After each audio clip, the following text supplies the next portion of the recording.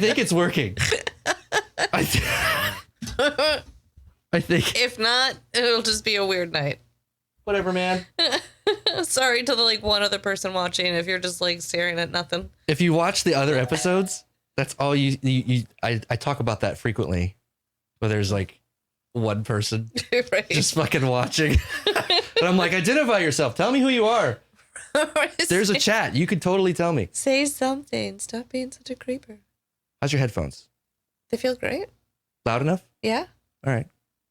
It's weird listening to myself. It is weird listening to yourself. I'm going to mute my phone because I know that it's going to be making sounds that I don't want it to make. Cord. You mentioned me on Snapchat. I did. I didn't. I don't know how that shit works. It took me forever to figure it out. Dude. So you watch Jurassic Park 30 million times. Oh my God. I love that movie so goddamn much. Why do you love it so much? I don't even know. My mom. So like when it came out in theaters, I was about 3.5. I was going to say, I was like 8 or 9 or something. It was 92. I was like 10. Yeah. So I was just about to turn 3. 93? Yeah. Yeah. No, I was just about to turn 4 when the movie came out. Right. And my mom, in all of her spectacular glory, thought it would be smart to take her 3.5-year-old to go see this movie with her boyfriend and her boyfriend's teenage son. Jesus. And it like she wouldn't let me sit next to her. Like, so they plopped us in front of them so they could be on their date together behind us. Wow.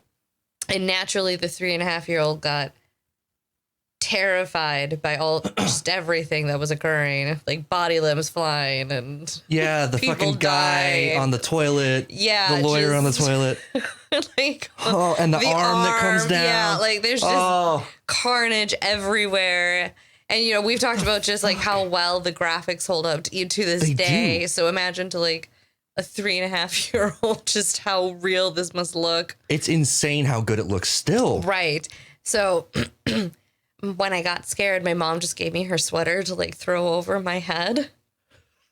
And for months, it didn't matter what I was dreaming.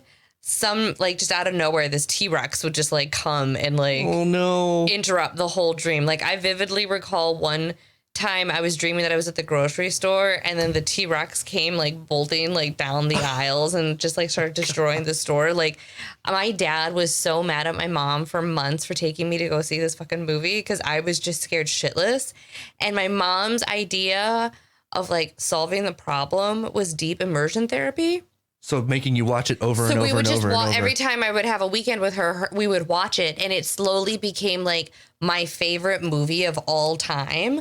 I mean, and now it is like, I can't get enough of Jurassic Park. Like I just cannot. When it came back out in theaters, I was like, if somebody doesn't go and take me to go see this, I'm going to go see it myself. Like, I don't care. Like I'm going to go and fucking see this movie. And like when they brought back the series, like the first time, like I heard that intro song, like I legit teared up. Like I felt like I was coming home. I was so excited for it. You know, I'm pretty certain that the Jurassic Park soundtrack was the first CD I ever purchased.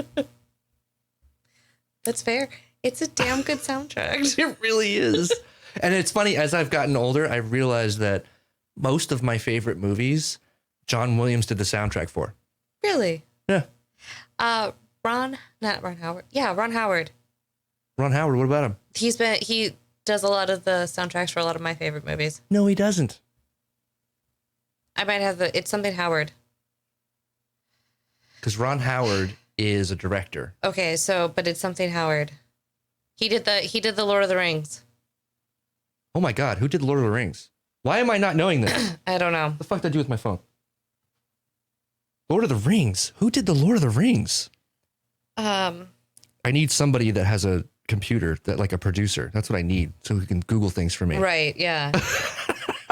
Hey, Bales. Look this up.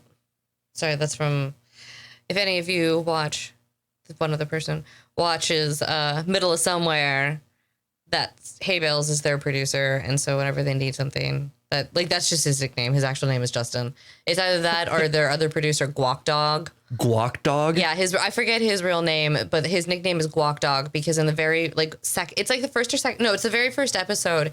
He pulls out a raw hot dog from a Target bag or a Walmart shopping bag. Howard Shore. Howard Shore. I said it was Howard something. Ron Howard. Come Shut on. up. At least I got the Howard.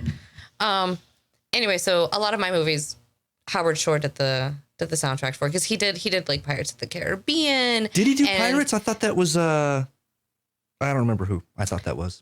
He did he did Lord of the Rings. He did When Harry Met Sally. What? Yeah. He's done a lot more movies than you would have expected him to. He does such a wide range of it. But yeah, I find that a lot of my favorite movies. Isn't that weird? It is kind of weird when I'm like, oh, look, like you're Howard this Shore. composer that you love for some reason. And it just so happens that all your favorite movies, that person tapped into your psyche somehow. Right. I want to say he did. Thank you, John Williams. For Indiana Jones and Star Wars and fucking Jurassic Park. Right. And it's funny is like I could actually pick out his music even without like seeing him in the credits because he has a very special way that he does his strings. Yeah. Like he's a big fan of these runs with his strings that just sound very similar to one another. Yeah. Same with John Williams. You can just tell it's him. Like I think he did one of the Harry Potter movies. Oh, no shit. I think it was the first and second one that he even did because like again, like you get that same feel with the strings. Gig. Yeah. And you get the first one of a series and then everybody else kind of has to copy you. Right. And so like that's how I usually can pick up and I'll be like, this sounds like Howard Shore. And I'm one of those like obnoxious people that has to check in the middle of a movie. Yeah, I am too. Because like otherwise I can't just focus on the film. My brain is too busy chewing on like, is that? Yep. Or who's that actor? Why do I know that person? Where do I? Fuck. I am that guy. IMDb. All the time. All the time. Yep. I can't remember an actor's name to save my life. Like just cannot. Like I'm bad at names to begin with. Like I'm shitty with them. I nickname people so How do you much. save people in your phone? That's the question. Usually by how I know them. So like it's like Amanda Work or I met this girl at the bar and so it like was Amanda, last name Work. Yes. I met this girl at the bar when I was in college and it was just Heather Omaros and then when I got a new phone, it became Heather from the pub. Jess, the Jess that you know is just CWPN.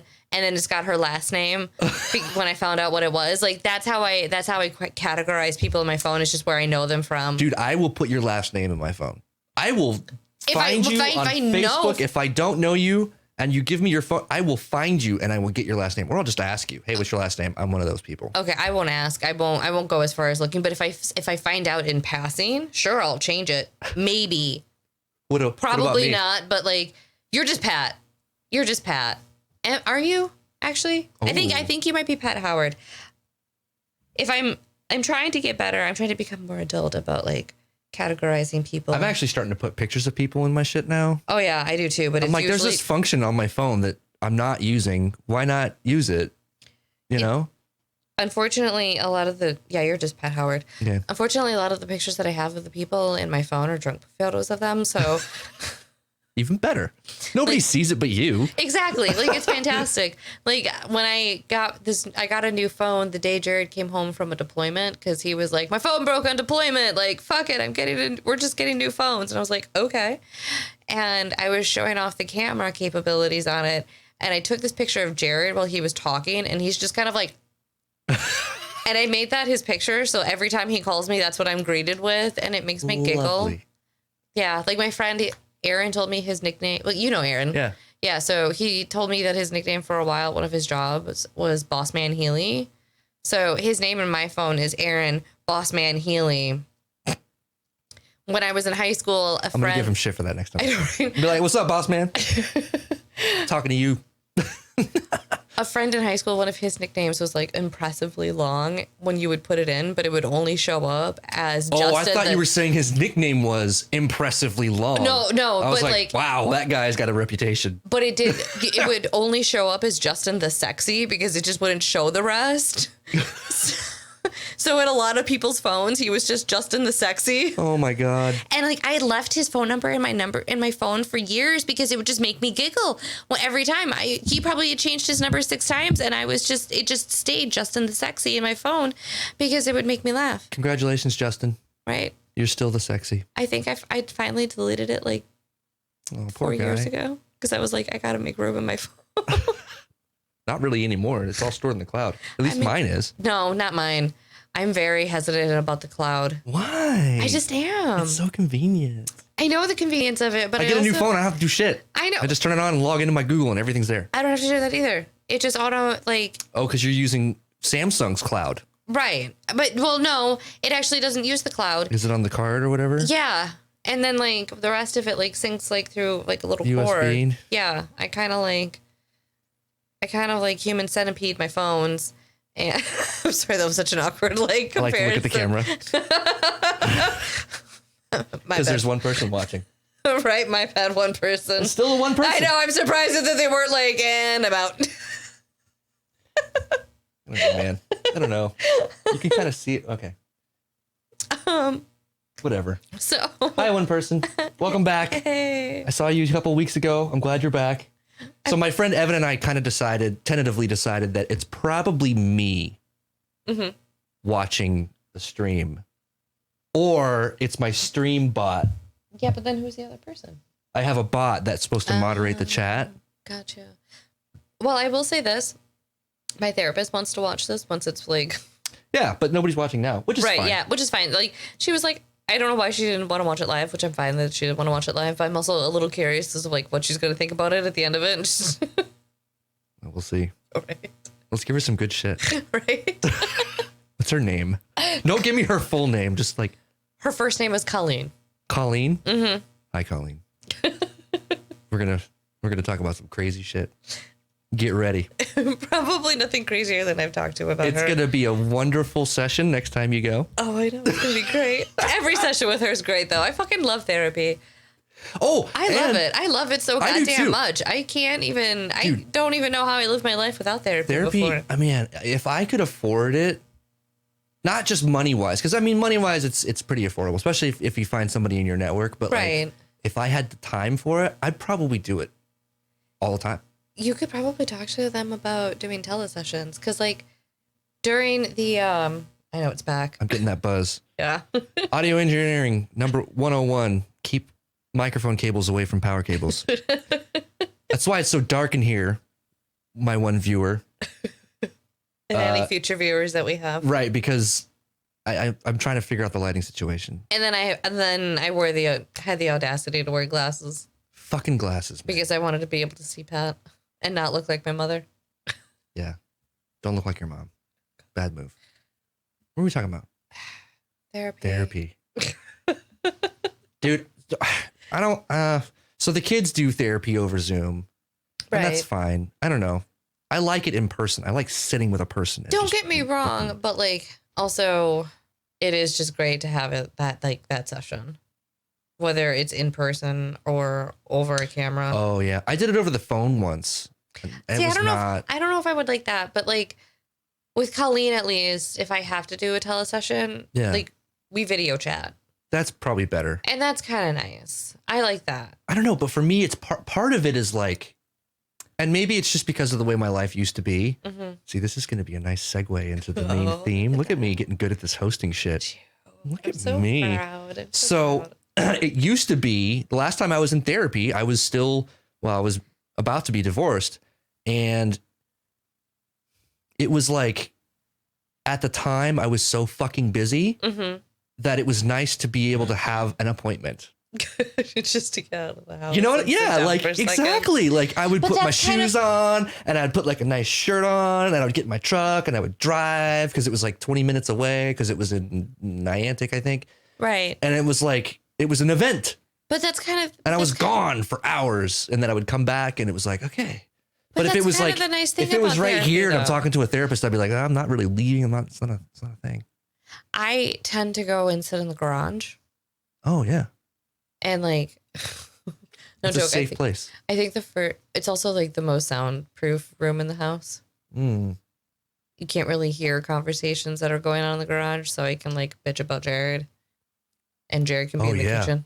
That's the other thing, right? I totally forgot about that. Yeah. No privacy. Yeah, there's no privacy. That is the one downfall. But that's usually why I go into the garage, because we just schedule it for when he's not around. Well, because sometimes she like just between her schedule and mine.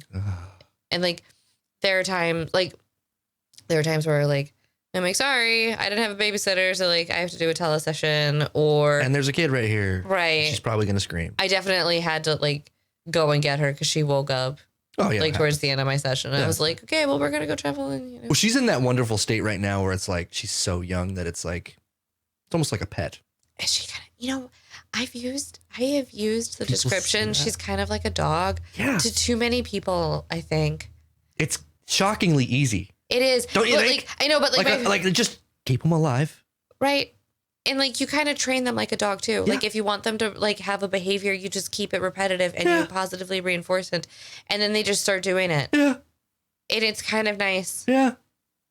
Like, yeah, I mean, kids are dogs. It's really that simple. It really is. I've said it so many times. I'm like, well, at that age, they're kind of like, they're not doing anything. They're not talking to you. Right. They're shitting everywhere. Like you got to clean up after them. Like you feed them, you water them. Pretty much like I plop her down in a place, give her a toy. Yeah. You know, occasionally she'll like get really annoyed that like I'm not giving her attention because she's kind of an attention whore. Of course. So she'll let out babies do. She'll let out her like annoyed cry. Right. And I'll like pop my head around the corner and I'm like, hey. What do you need, kid? You okay? How's it going? You doing fine? All right, bye-bye. So like, because I spent a lot of time in the kitchen, I've started just like setting her up in the kitchen. So like tell me. On the counter? Put her in like one of those bouncy chair things? She'll either be in her bouncer.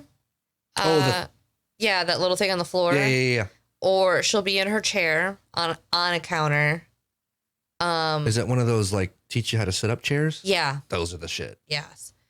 But lately, like, I'm trying to get her to do more tummy time.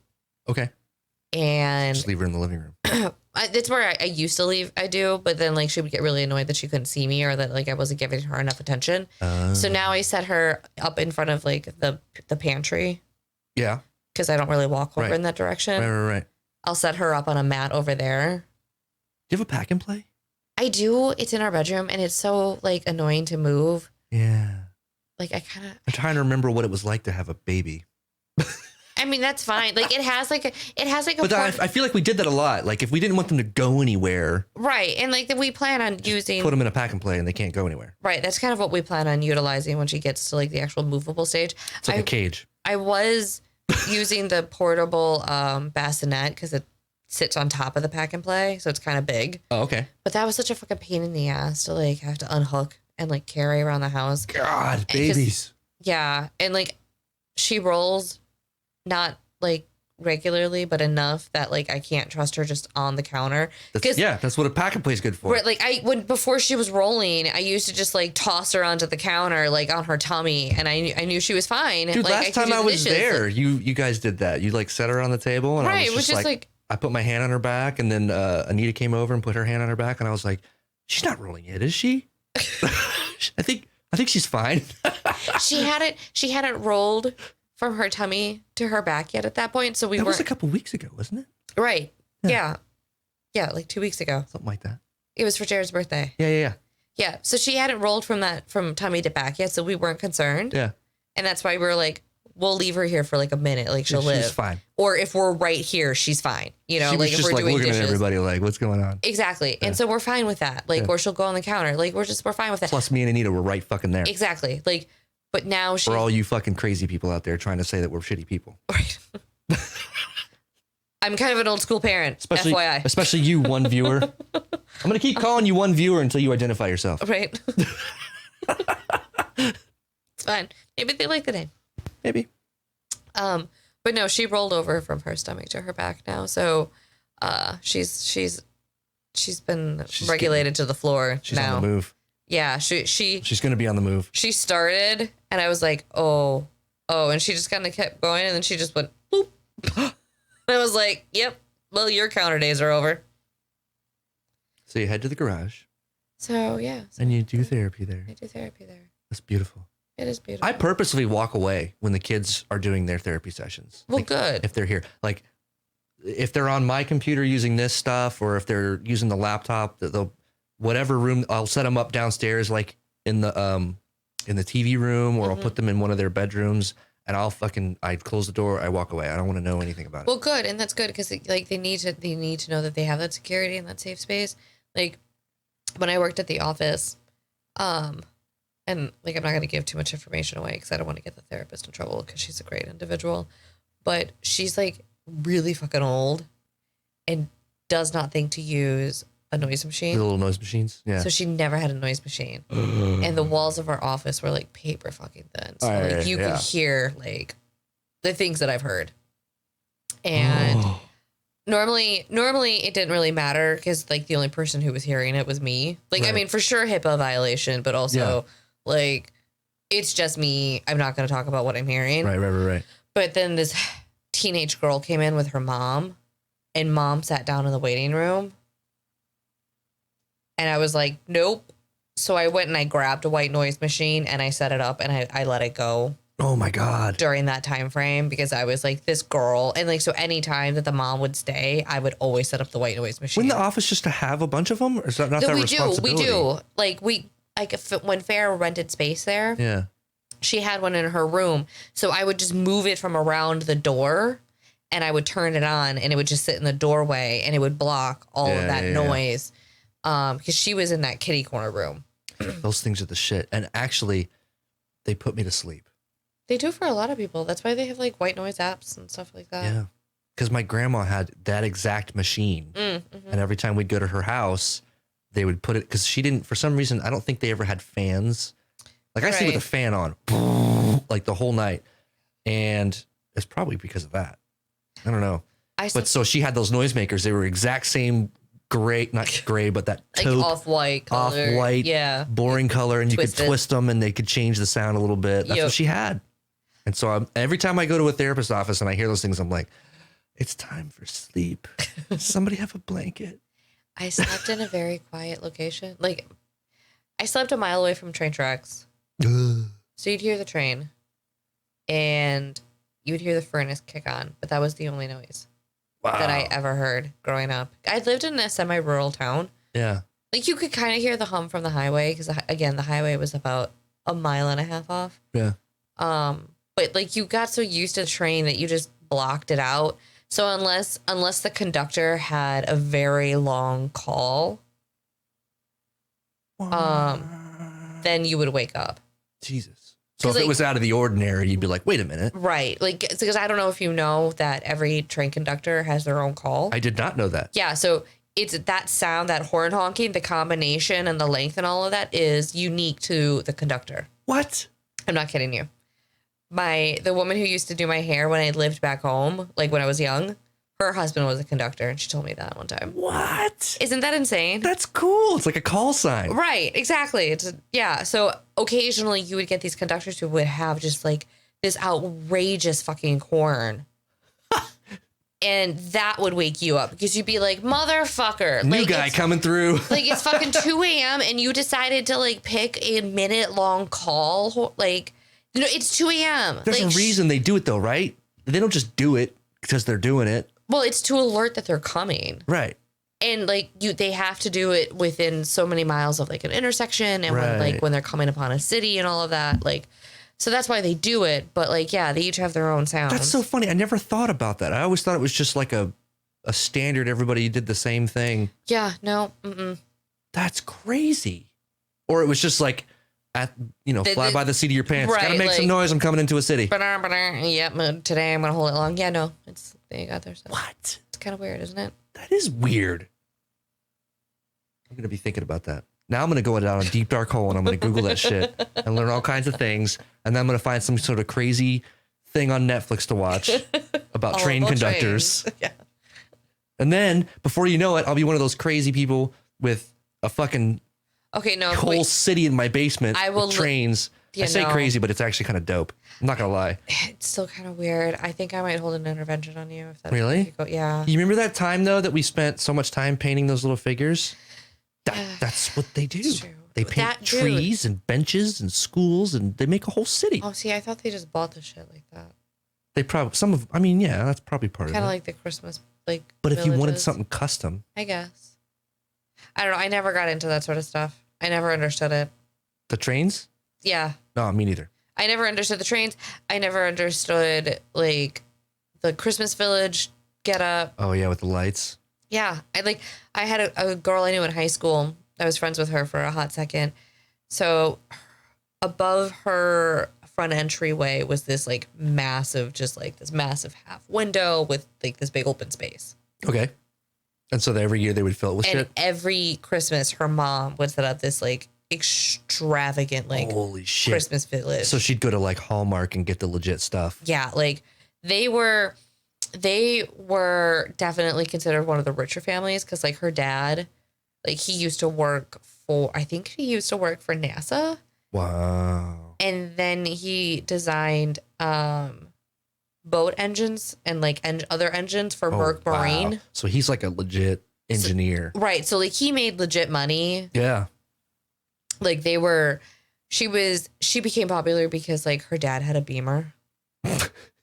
It was like a low-end Beamer, okay? Let me tell you, now that I'm older and I understand cars. It was cars, like used. It wasn't used, but it was definitely like an economy Beamer.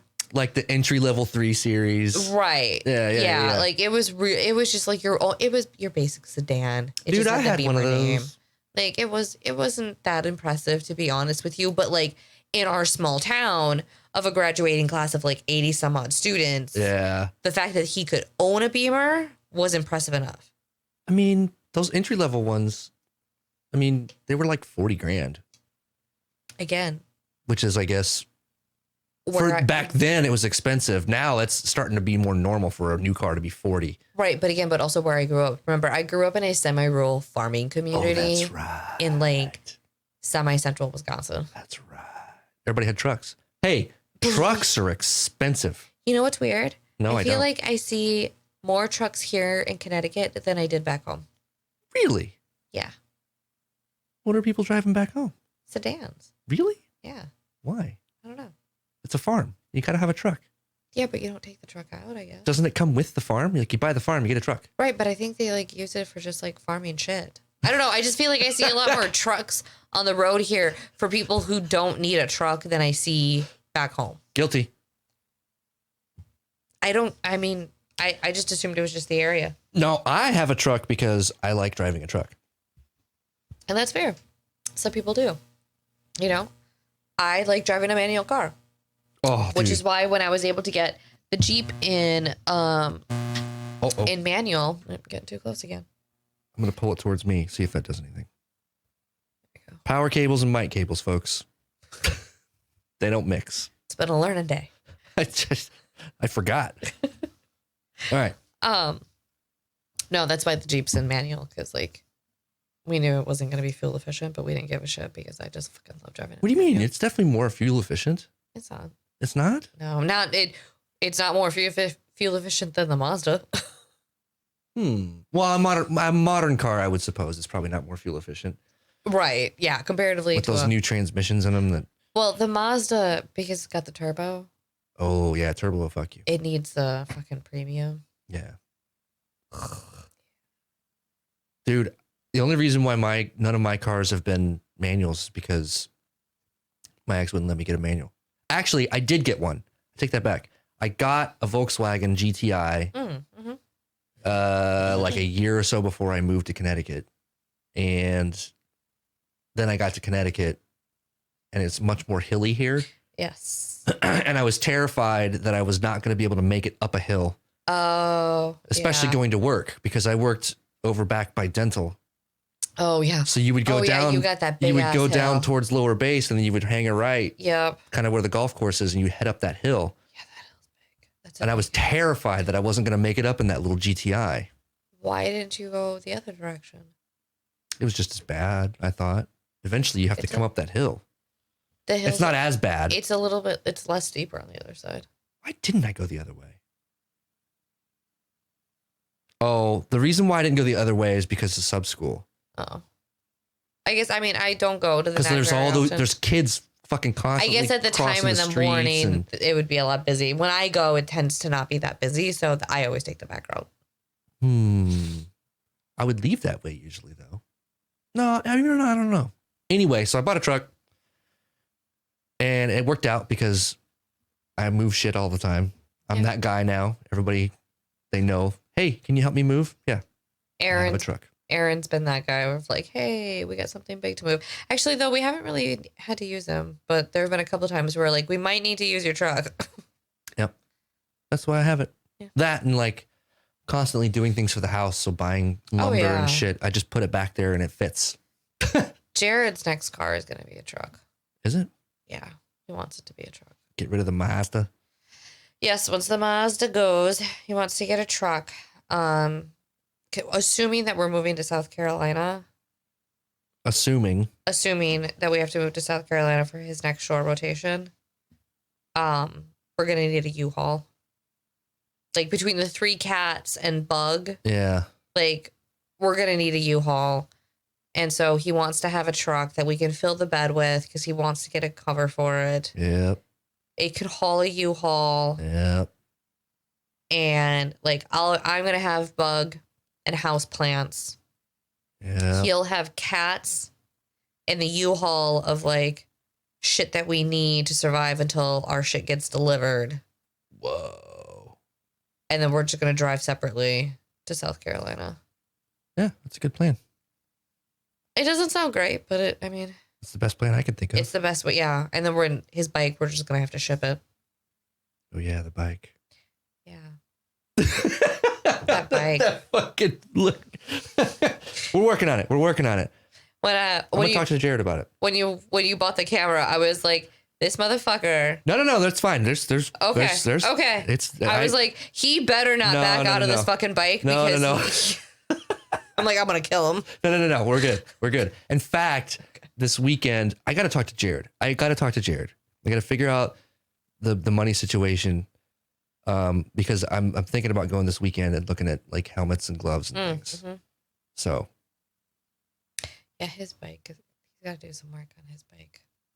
So it's gonna get it. You'll get it with a brand new battery and. Oh, is it not running right now? It took it's running fine now because he put a new battery. I think it might have been just the battery. I don't think it was anything else. Last time I was there, I think I saw it charging. He had it on a charger. He was charging it up. The battery was 7 years old. Oh, wow. And as it turns out, and so it was just the battery. He thought it was something else, but it turns out it was just the battery, so it's fine now. Yeah. But he was at the mailbox, and it just like wouldn't start. How far away is the mail? It's not that far, is it? It's not that far. He just pushed it back home. Well, there's a very very steep hill. Oh no! Did he get on and coast? He walked into the house, like he walked home. Because it's just a couple of blocks. Yeah. Drops off the mail because and he goes, hey, have you ever push started a manual car? And I was like, once with 3 people. Why? And he's like, well, the bike won't turn over. He's like, it keeps sounding like it wants to, but it won't. And I was like, okay, well, the best that I'm like, you can't like push it home. And he's like, no, this hill is too steep. And the bike it's uphill. He's like, this hill is too steep to get uphill. Like so that hill is pretty steep on our side. Yeah. And it's a little bit more gradual on the other side, but it's still fairly steep. Right. And that's what he had to get up. And he's like, no, the bike's too heavy. I can't. Whoa. And I was like, okay, well, the best thing to do is just like fucking push it up that bitch as far as you possibly can. Turn it around and ride down the hill and then start it that way. Right. Well, I told him to turn it around before he even went up the hill, like push it. But yeah. Yeah. He got it home. He said that it worked. Fucking A. So, I mean, good for him. It was a learning thing. Yeah, it was. It sure was. And it worked out. Everything's fine. Yeah. I'm going to give him shit about that. It was kind of funny. All right. So you're officially a lot of things. You're the first person, well, on this podcast, at least, to actually do an interview in person. Woohoo. Everybody else has been via Zoom because they're not here. Right. Right. My friend Manny is in DC and my friend Evan is in Texas. I also have like no get up, so like my quality and the quality on my end would have been. Well, and I thought so. Magdalene was like, because I was sitting here sweating, and I talked to Magdalene. She's like, I bounced shit off of her, and I was sitting here going, man, what am I gonna do with these lights and cameras, and like, how am I gonna? And she was like, why didn't she just do a video call from her house? And I was like, well, she could. I don't know what kind of gear. And then I was like, wait a minute. You have a DSLR. You could have easily plugged that shit in just like I have these plugged in. That's true, but I don't have a decent mic. And I was like, I could just drive her over a microphone. That's true. But whatever, you're here. But then you would have to set up the mic at my house and it's easy. Whatever. Now tonight was a learning experience with the lighting and my glasses having it. Fucking glasses. I wish I would have thought of that. So anybody who comes on the show next time, wear contacts. Yeah, contacts. Please.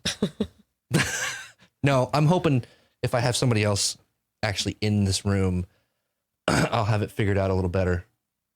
Ugh. Longer cables. Yeah, you definitely need to get some of those. Something. Better lights, longer cables. I gotta stop looking at the lights because then I get that like light look. Yeah. They're diffused enough, aren't they? They are. It's just that like I'm having a really bad tendency of looking at them. Like I'm like a fucking bug right now. I'm just like, ooh, light. And then I'm like, bad decision. Well, and it's coming across dark. And I didn't want to boost the ISO too high because, quality would go down. Right. You don't want it to get all fuzzy looking. Yeah, fuzzy looking. So you're the first one in the room with me, which is fantastic. Ooh. You're also the first person to invite themselves and actually do it. My brother was like, hey man, it'd be great if I could be on the show. And I'm like, yeah, let's do it. But we haven't made it happen yet. But you were like, you hunted me down. I did. You fucking made me focus on my phone and my schedule. And I would get into a conversation when you'd be like, hey, focus. And we're going to, all right. I think it took like a solid hour. But it isn't really an hour. It took like a solid hour to get you to like focus so I could get dates picked out.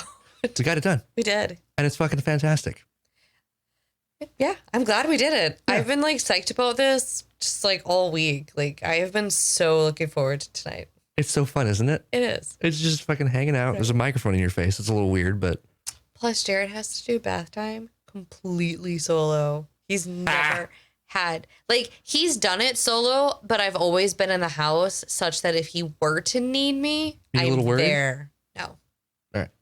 He'll be fine. He's got to fucking figure it out at some point. I've had to. Yeah, he'll be fine. It's his time.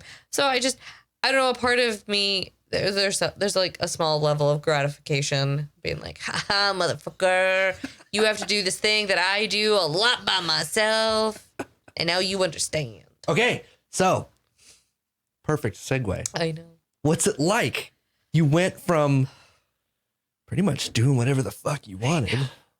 Now you're bound. I know. You were living the dream. Honestly, I gotta say, I was often quite jealous of my ex because she didn't have the Navy telling her where to go and where to be all the time. Right. Sometimes she would have a job and of course it was like, there's a schedule here, but like when you're not working, you're not working. Right. And in the Navy, when you're not working, you're still kind of working. You're still kind of working because you can get that phone call any minute. Right. Oh, yeah. So I was always jealous of that. I have that now and I'm super thankful. Like I'm able to just like, oh my God, I work and at 3:00, I'm done. I'm fucking done. I don't have to think about it. Right. On the weekend, I don't think about work. Right. You I just don't. Because you don't have to. Because I don't have to. Yeah. It is a nice thing. It is a nice thing being a civilian in that way. Yeah. But so that's what I mean. You didn't have a kid. I know. And it was just like when you weren't working, you could just do whatever Jared's the fuck at work. I want. I'm going to fucking do whatever the fuck. I know. And do not get me wrong. All the time that we spent trying, like there was a part of my brain being like, are you ready to be like locked down? Yeah. Are you super ready to be locked down? And I wasn't sure.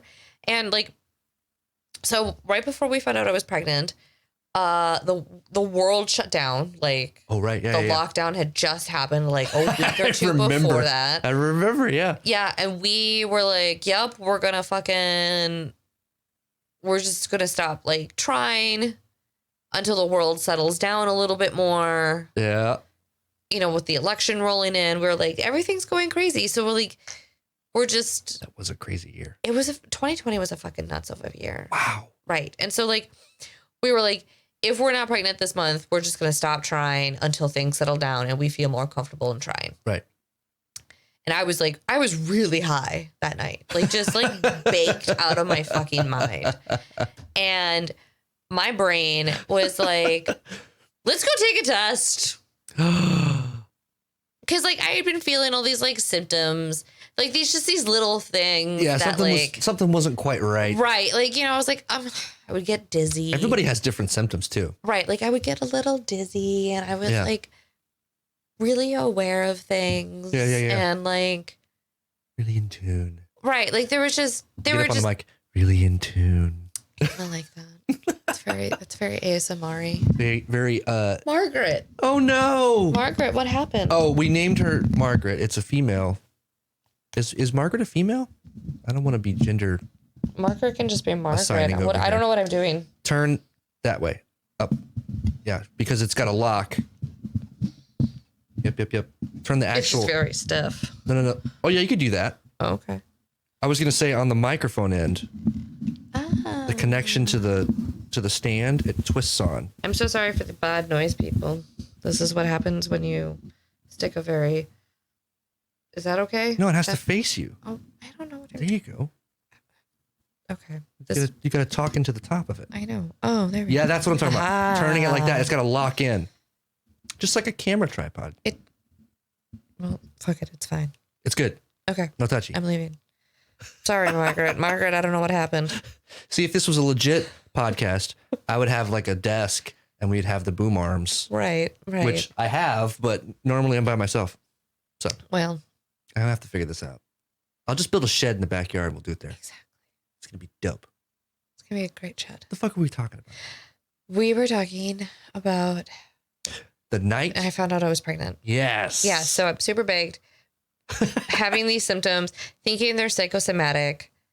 And so I was like, let's just go test because it's going to be negative. Psychosomatic meaning like you feel like you're making them up? Right. Like you're just going, I'm just looking too deep into, I felt nauseous that morning. Plus you guys were trying. So you were like, maybe. But maybe. So I was like, let's just go take a test. And then it was positive. And I tested 3 days earlier than like what you can technically test for. And it was positive. So I was like, fuck. How many did you do? A lot, because I had I used to be part of this co-op. And so I got the like cheap little ones where you have to like fill a cup and like dip a... Oh yeah, the dip strips? Yep. So I had like a whole baggie of those. So like I did a lot of them. And I had like the like $20 ones. Oh shit. And then you went to the hospital and got a blood test to be right. 100%. Yeah. And honestly, they didn't even do a blood test. Nobody did a blood test. They did a fucking urine test at the NAC. What? And then a ultrasound at the OB's office. Wow. That's crazy. Right? And like the OB's office wouldn't schedule me until I went and took a pregnancy test at the NAC. Whoa. Whatever. Yeah. So I test with the expensive test. Yep. And it shows up negative or positive. You're like, this is okay. And I'm just staring at it. Dumbfounded. High as fuck. Still high as fuck. And it's like fucking midnight, right?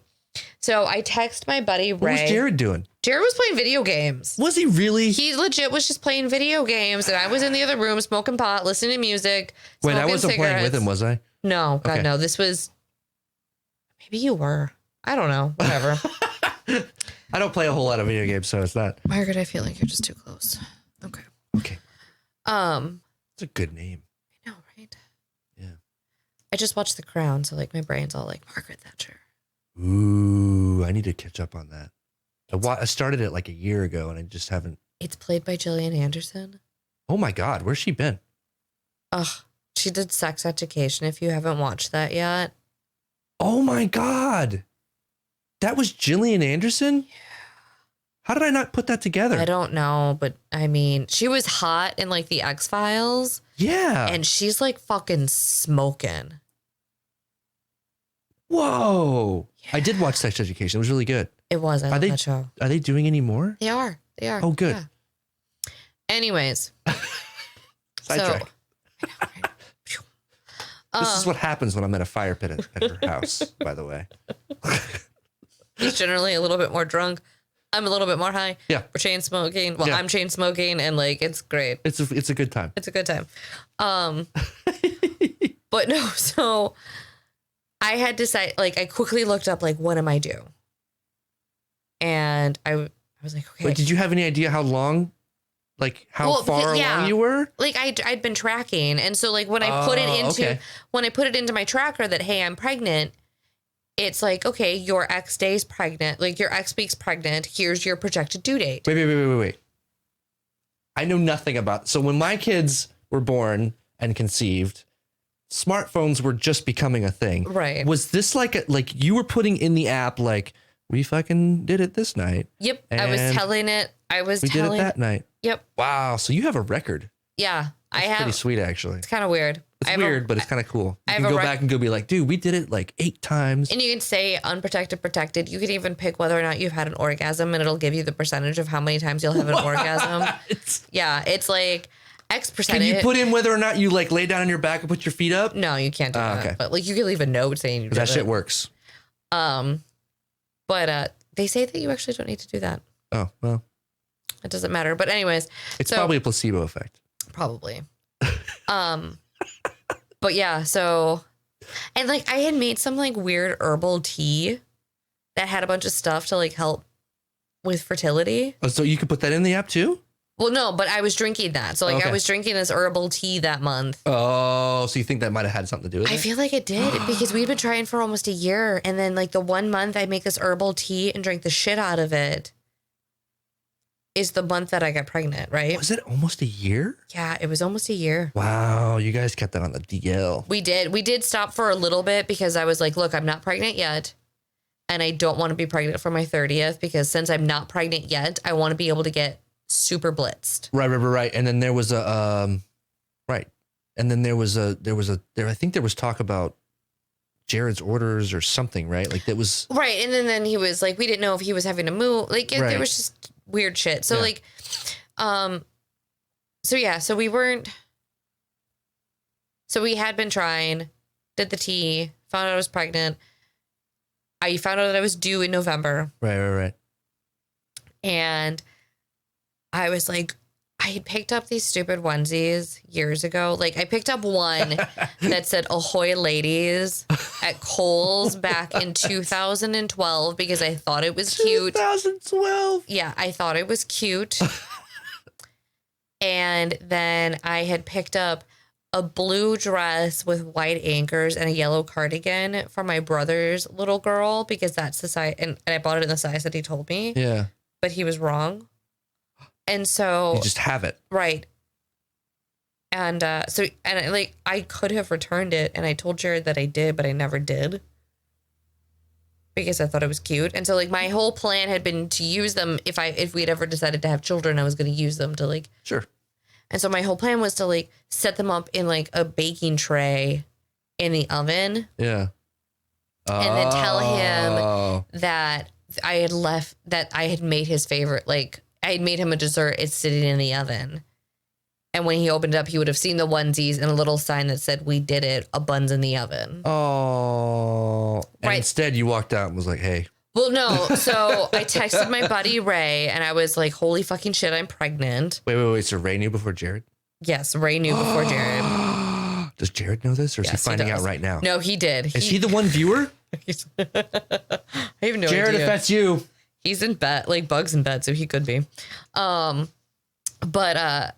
Yeah, so I texted Ray because again, I had to wait to set this all up for Jared. Yeah, you gotta surprise him. I had to tell somebody. Yeah. Fuck. You gotta, you gotta let somebody know. Somebody's gotta big fucking know. news, and you're just like, I am like, I had to tell someone. It's like when you get a tax refund, you're like, I want to spend it. Right, now. Exactly. So I told Ray, and Ray was like, congratulations. Who the fuck finds out at midnight?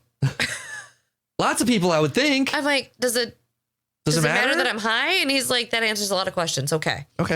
And so I went back into my room. So you were like super curious. You're like, I wonder. Right, yeah. So I'm back in my room and I'm just like staring at this pregnancy test, like half in the wrapper, so that way I could quickly hide it if I heard Jared coming. But I was so wrapped up in looking at it that I didn't hear him like come, and he opened the door, and as I'm hearing the door open, I'm quickly trying to shove it like underneath the pillow, and it's making all this wrapper fucking noise. And he goes, you know, you don't have to hide your candy from me. And I don't know why the fact that blissfully unaware. Right. And like, I should have just not told him, but like, I also was just so taken aback by the fact that he thought I was hiding candy that I was like, well, it's not candy. And I like pulled it out, like, and he was like, what is it? Like, what does it say? And I handed it to him and he pulled it out and he just kind of stared at it, and then he put it back and he was like, yep, I'm gonna go have a cigarette. Yeah, that's the beginning of the end right there. Yeah. But we've talked about it in that, like, if I had not gotten that pregnant that month, we probably still wouldn't have. We might have maybe just decided that now is a okay time to start trying based on the world events. Exactly. But he's going back to a boat next month. Is that next month? Yeah, that's right. You said the transfer leave was going to be a couple of weeks from now. Oh my God. Yeah, it starts his transfer leave the 19th. It's fucking insane. That is insane. And so I'd be like, if she weren't. That seemed like it went by fast. Sure as hell did. And so I would have been like, no, we're not fucking trying for a kid, because I'm not about to like go through.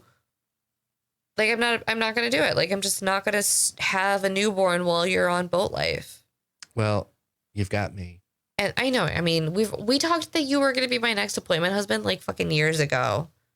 So I know I got you, but like, also I just wasn't looking, knowing his boat schedule now too. Shit. Like, he is expected to just start doing underways like the moment he gets to the boat. Oh my God. And knowing how bad my pregnancy was, like, it would have been awful being pregnant with him. Yeah. On a boat. Yeah. Oh yeah. And by the time he's done, like, heaven forbid he doesn't make chief. I'll be 36 by the time he goes back to shore rotation. But if he makes, like, when he makes chief, it's going to extend his sea rotation. He could be looking up at doing, like, I think 6 years of straight sea rotation. Oh. And at that point, I mean, even if he didn't, even if like we could start trying like shore rotation again, start trying at 36, I'm not fucking starting a family at 36. Right. So we just never would have had kids. We just would have, we would have just been dink our whole lives. Oh my God. So like, if Bug hadn't happened when she happened, there would have been no children in our lives at all, which just kind of makes it feel like she was supposed to be here. Right. Yeah. Because there was just so much that would have like prevented her from never being here. Yeah. It's funny. My kids were almost like a non-decision. Mm-hmm. It wasn't that we weren't trying. It was just like it was like, I didn't even think. It was like, yeah, of course we're going to do this. Like, right. Like, yeah, like quick decision. Like, yeah, definitely. Especially with like Morrison. Morrison was like, we're going to have another kid. Okay, let's do it. And it was fast. It was like we decided, and then she was pregnant, and it was just like, Jesus. Whoa. Okay. All right. This is real. You know? And yeah, that military life and being pregnant by yourself. Right. I mean, my ex had to do that. I mean, you saw me during like, you didn't see me during like the early stages of it, but like, man, it was awful. There was that week where I was just drinking smoothies and eating soup because that's all I could handle. Oh, I'm not jealous of you. This is why we're a one and done family. Because I just can't. Yeah, I don't blame you. Like, I would love to give Bug a sibling. I really would. I'd like the idea of two. Yeah. physically speaking, Jesus Christ, I hated pregnancy. I never want to be pregnant again. And labor was hands down one of the worst goddamn experiences of my fucking life. I cut the umbilical cord because like I wanted to be the one to be like, I'm severing this bitch. I'm done. Done. Yeah. No more. I needed to be like, I need to physically cut the cord from this pregnancy. Yeah. Because it was just an awful 9 months. But you know what? Now you're here. Now I'm here. And you, I mean, if you really wanted another one, you could adopt. And yeah. I thought about adopting because I know that my ex was not. She said a lot that she wanted more kids, and then she backed off for a while, and then she came back around and was like, I definitely want more kids. And I was like, well, I was thinking the same way you were. I was like, well, man, I don't know what's going on with my Navy career. I don't want to leave you hanging like I did with Morrison. Like, I mean, I didn't leave her hanging, but there was a lot of time where I was just not around, and there was a good chance that I was going to miss his birth. Right. And I was like, I don't want to do that again. And I want to make sure three kids is like, to me, it's game changing. Yes. Like, you can get 2 kids in one car, pretty much any car, relatively easily. 3 kids, you're going to have to buy something special in order to get them all fit. Like, especially if they're all in car seats. Fuck. Dude, my chiropractor has 3 kids, and I frequently park next to her when I go in. Yeah. And she drives like a Subaru hatchback. Yeah. It looks like a modern station wagon. It's all crammed full of seats. And the back of it's just literally like smashed next to each other. Yeah. And it looks awful. Yeah.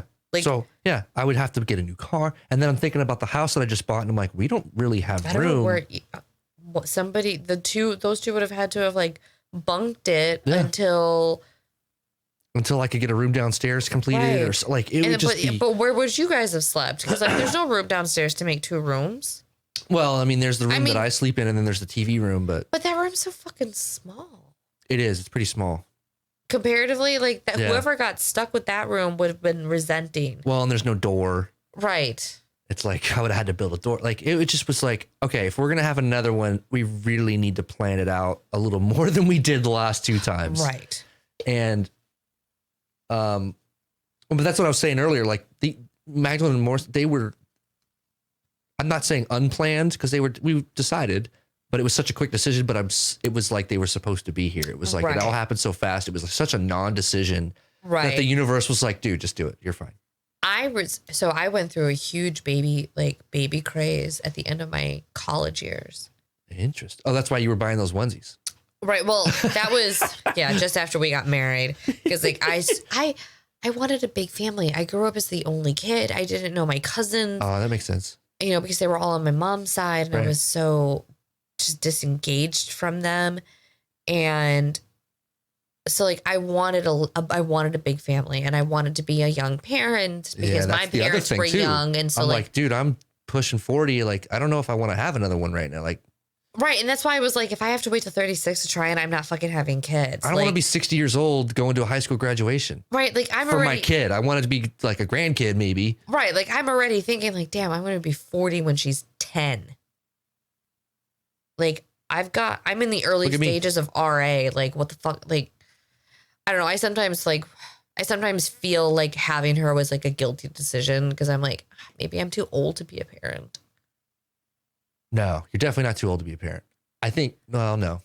I don't think I would have, like, the thing is, it's like, if I had done this any younger, I wouldn't have been able, I would have created another me.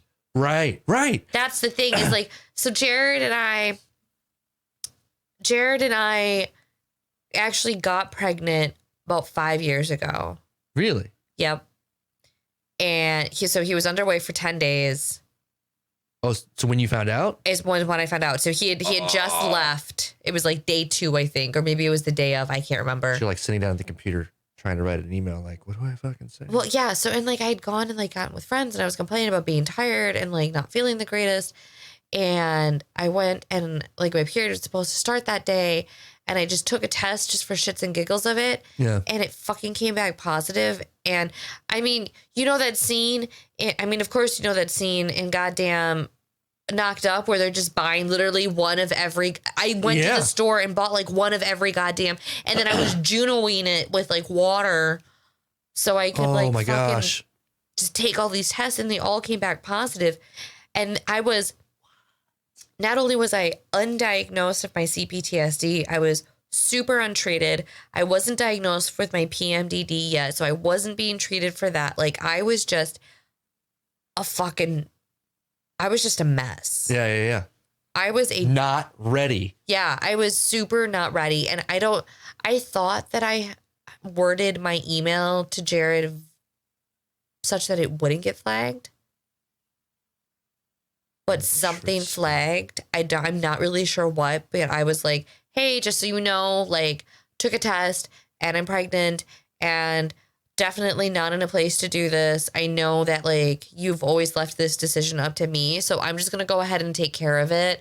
I've already called Planned Parenthood, and, like, I have an appointment on Wednesday, so, like, I'm just keeping you updated with what's going on. And, like, if I just go MIA during this time frame, this is what's going on. Right.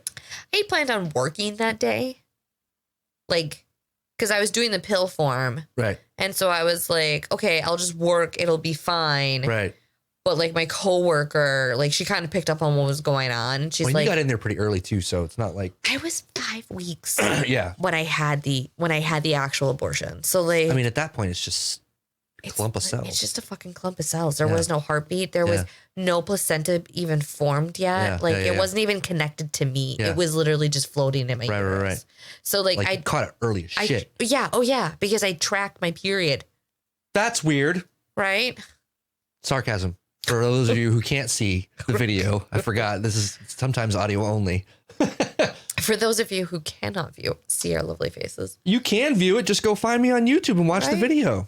Fucking people. Lazies. God. Just one extra step. Anyways. But something in that flagged. Oh, it just depends on, like, I don't know how that works. Like, are they reading the shit, or is it like an algorithm that's trying to catch keywords? So, like, there's an algorithm, and then if keywords are, like, hit,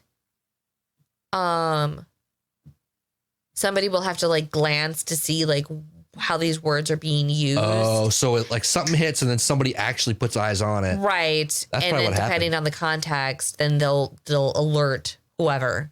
And so before my email even made it to Jared, I think his XO had read it.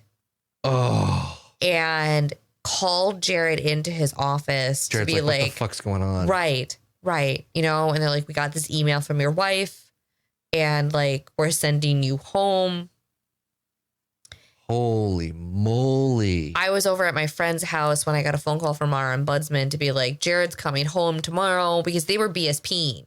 Oh, okay. So they were BSPing. So they were close by anyways. Right. So they BSP'd him off the boat. Right. Wait, what year was this? 2016. I was there. Oh, okay. So yeah. So you probably fucking picked his ass up and like trucked him down the river. Yeah. Yeah. That's crazy. Right? Such a fucking small ass world. And this was like a year before we like met. Yeah, I was gonna bring that up earlier. I'm trying to think about when that officially happened. It was when you were on the board for the FRG. Not for the FRG. Right, but for I'm trying to remember what year that was. RFM. That was 2000. That was like 15, wasn't it? No, it was 2017. Really? Yes, because Jared was deployed from 2015 to 2016. No, you're right. And then he redeployed in 2017. 100%. You are right, because it's the same year I bought this house. Yep. Because one of the other board members looked at me and she goes, "Hey, I think you bought my grandparents' house." Yeah. I was like, "Oh my God." Yes, I remember that. I remember that very much. Yeah. Okay. So Anywho, you got flagged. Jared comes home. I pick his ass up. Yep, you pick his ass up. You're welcome, Jared. The very next day is when I went to go and consult, because it's a 2-day process. So you take a pill one day that shuts down all of your hormones. So I immediately went from feeling awful, like with morning sickness and everything, to being just fine.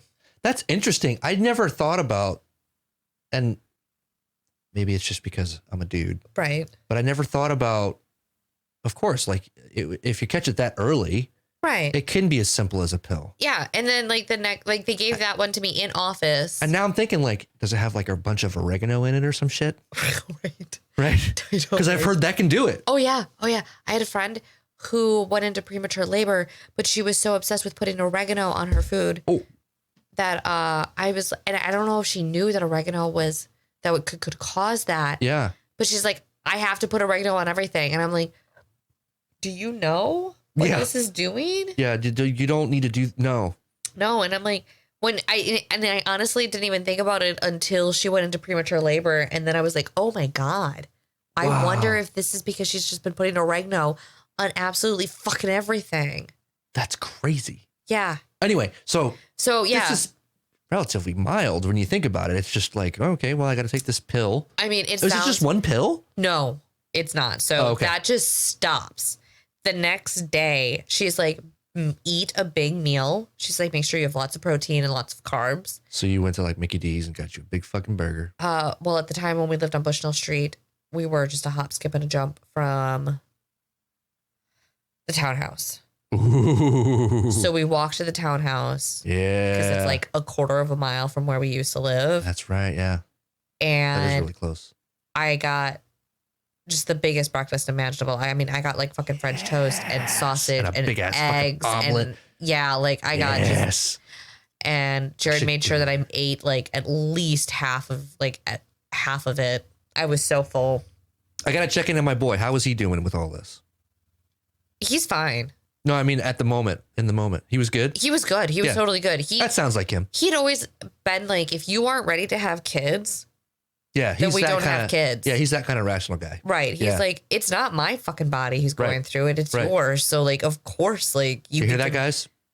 Right? Like, fucking, do you hear that? She gets to make the goddamn decision. Chill your tits. Chill your tits.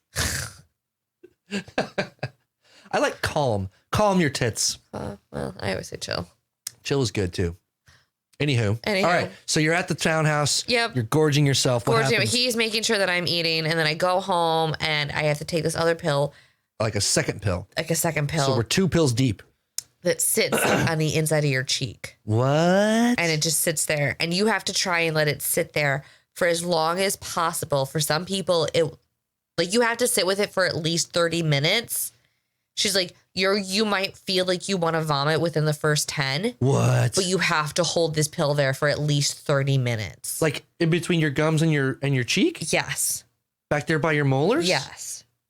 How long does it stay there? It melts away, right? You can swallow it after 30, but it's just if you swallow it, you tend to get too sick too quickly. Whoa. So they have you slowly introduce it to your system and then you can swallow it. That's crazy. Thankfully, I didn't get the initial nausea. I did sleep a lot. I remember not feeling very good. And then it was like I had the worst period of my life. Oh, sure. Yeah.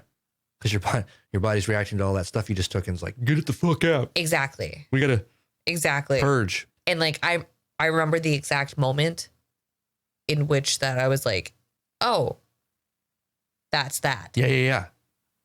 How'd you feel? It was weird. I bet. It was weird. Like I looked at it and I was like, what do I do? Yeah. What do I do with this? What do you do? What did you do? I just flushed it. That's what I would do. Because what else did I do? What else would you do? I got up to go pee. I wasn't expecting it to happen. Right. And then like I'm standing there and I'm washing my hands and I'm like, I just flushed away my kid. So wait. That's fucking weird. How long after? So you did the pill for 30 minutes. Yep. You took a nap for a couple hours or something? I can't, honestly. And you got up to pee and it was just like. I was in such a blur because I felt so awful. Yes. The cramping was so bad. Like it was just. Wait, was it the same day though? Yeah, it was the same day. It was just like 24 hours of shit. And I was so grateful that my friend took my shift because there was no way I would have been able to work. Right. I had the next day off. Thank fucking God. I was supposed to have done a dependence cruise. The Toledo hadn't done a dependence cruise in like over a decade. Oh, and I had nailed a coveted position. I was like, because I had wanted to do one. What did they do, like a lottery or something? Well, no. It was just like who signs up first. Oh wow. And it was Jared who had to sign me up. So I was like, the moment that this becomes available, my name better be fucking like, it better be on that goddamn list. So you missed it. So I missed it because I was like, but I'll be fine by then. But because they didn't say why he was being sent home, he was just being sent home for family reasons. Yeah. They were like, it's going to look bad if suddenly you're back for this dependence cruise, but you missed everything beforehand. Yeah. So I was denied going on this dependence cruise, which made me a little sad. Yeah. Because, he left shortly thereafter. Well, he went into a deployment shortly thereafter.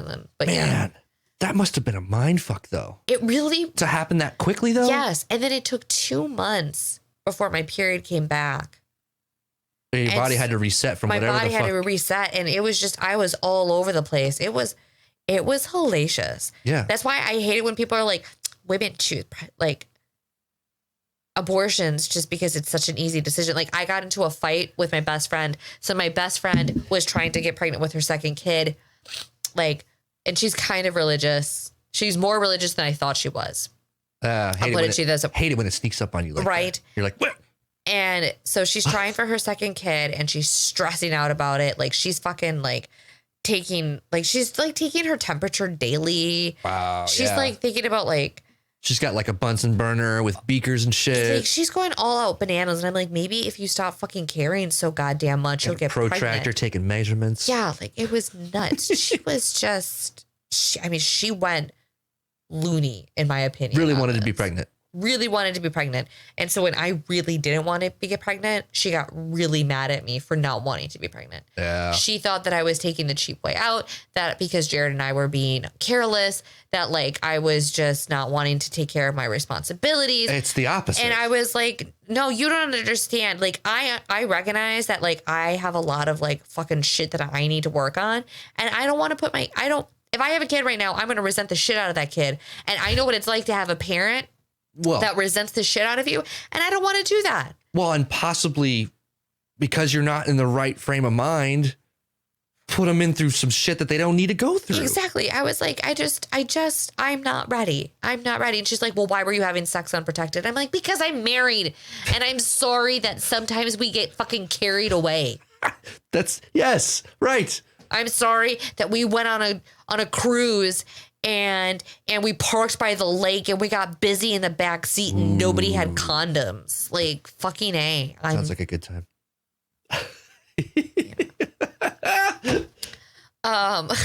So it was okay. So it was a mind fuck as much as it was a physical fuck. Yeah. Physical fuck for 2 months. 2 months.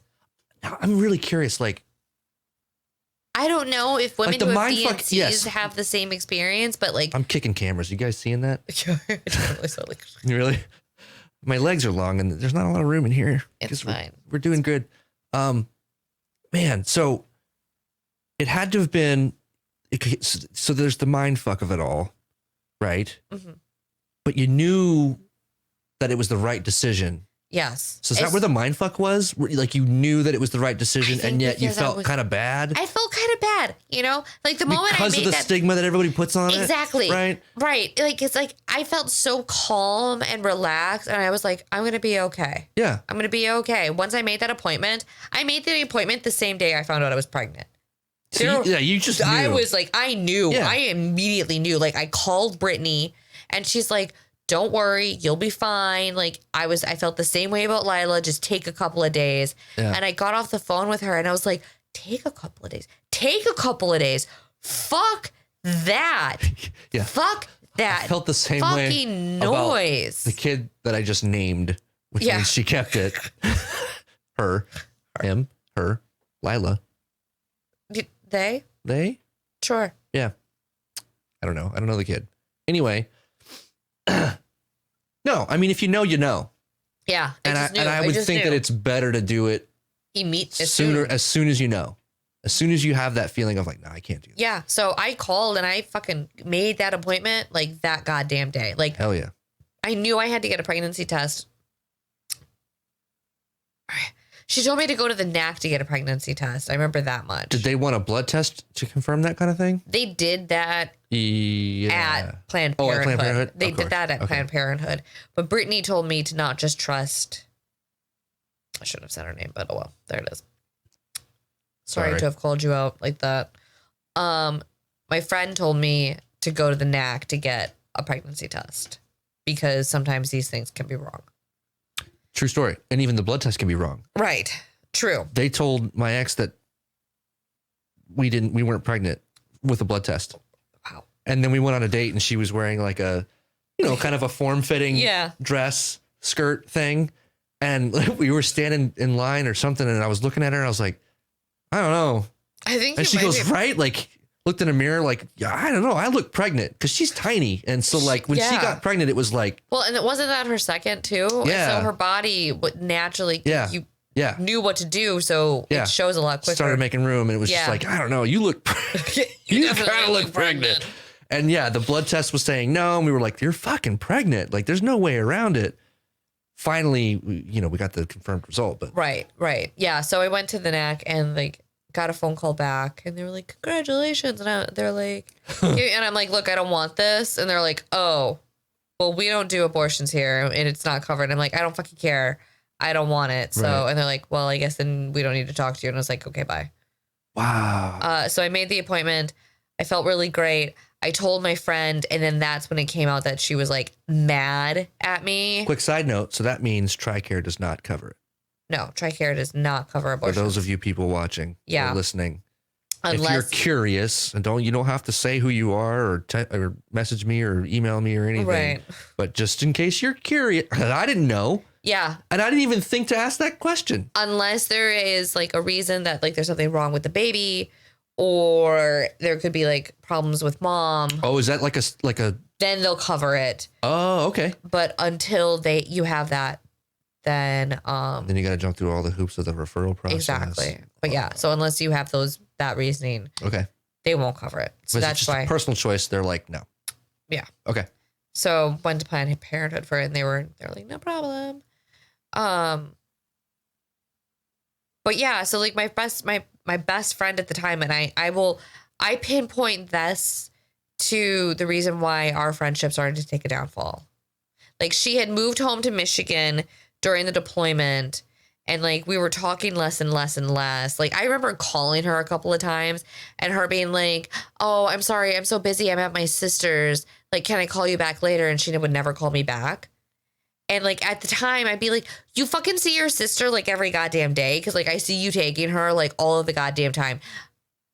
We haven't talked in weeks. Like you moved back to Michigan. Like I'm stuck in Connecticut by myself. Like I obviously need to talk to you. Like, Can you please be my best friend right now?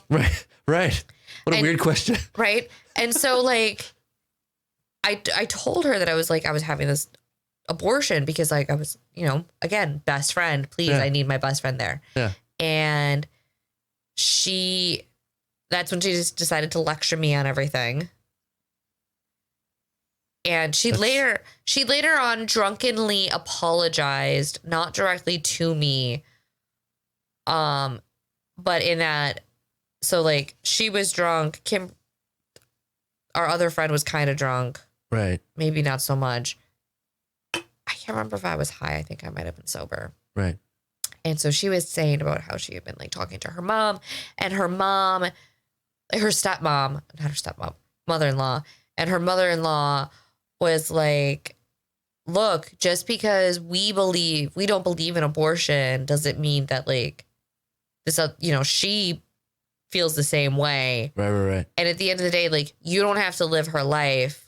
So who are you to judge like what she's doing? She's making the decision best for herself. Like you have no right to be mad at her. Right.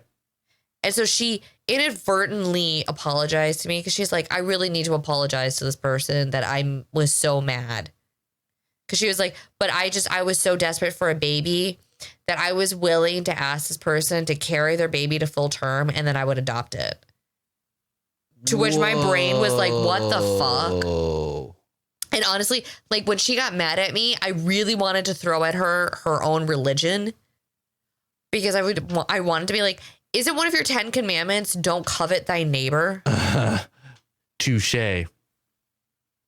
Just saying.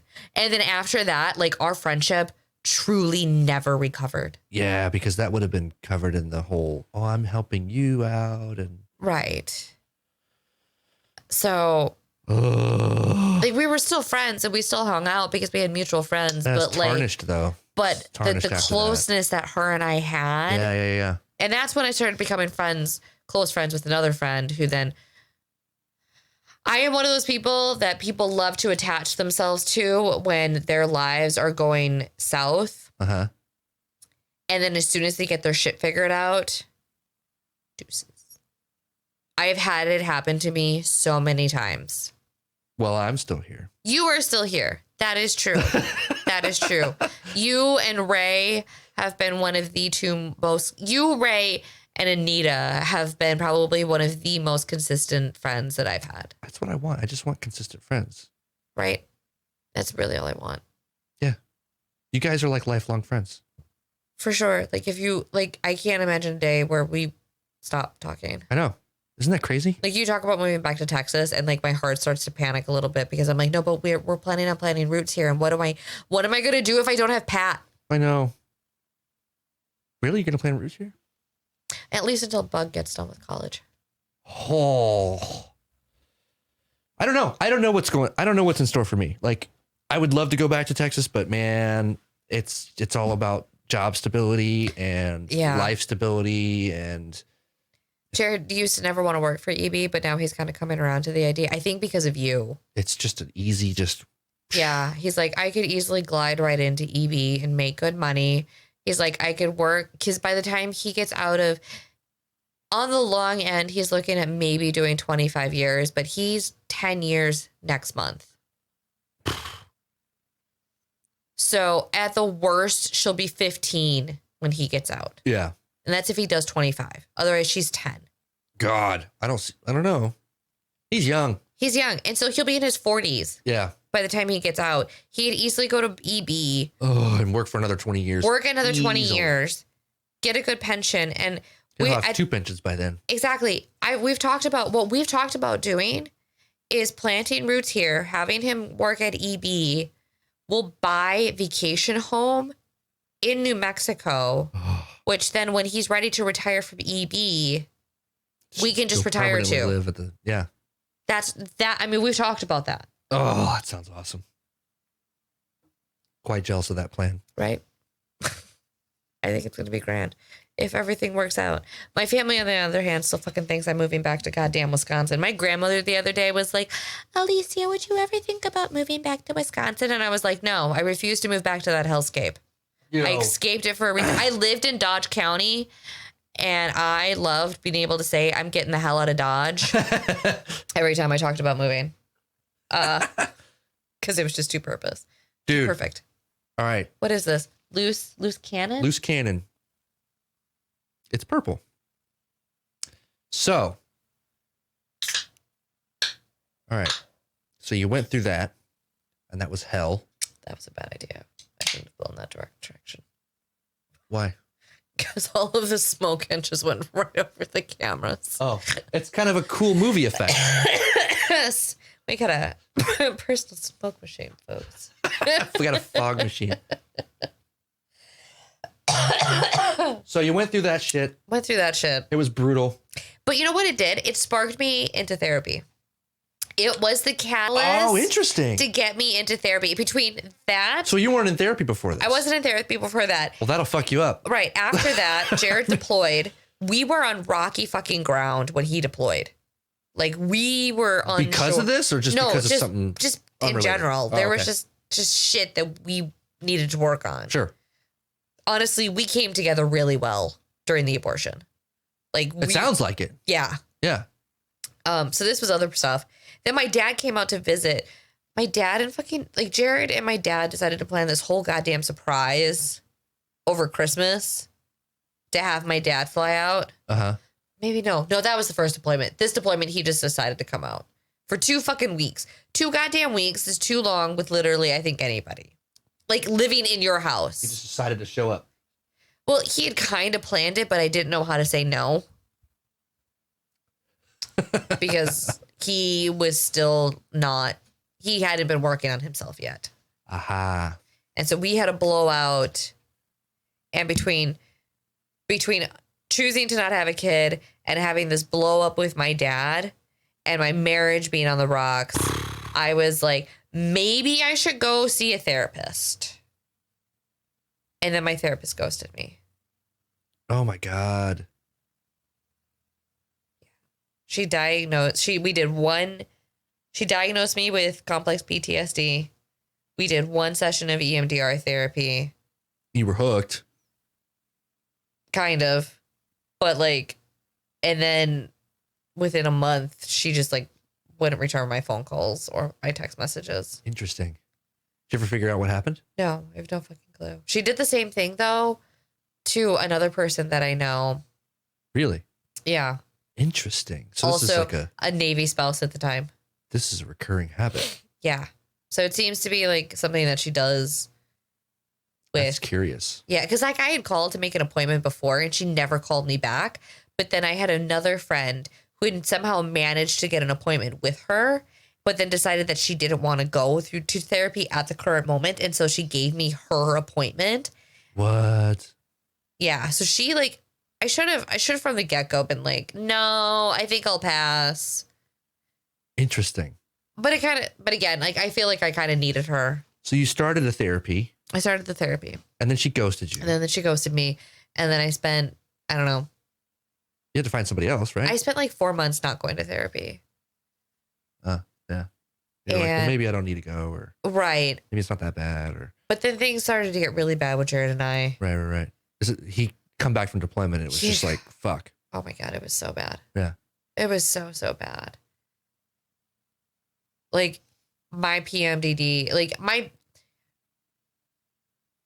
just my mental health was not helping anything. He was in a really bad place. Oh, for people who don't know.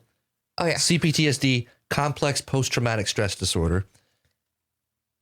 I don't like that word. I don't either. PMDD? I forget what that is. That is premenstrual dysphoric disorder. Another disorder. Fucking shit. I know. I'm just tacking on all of the like mental problems.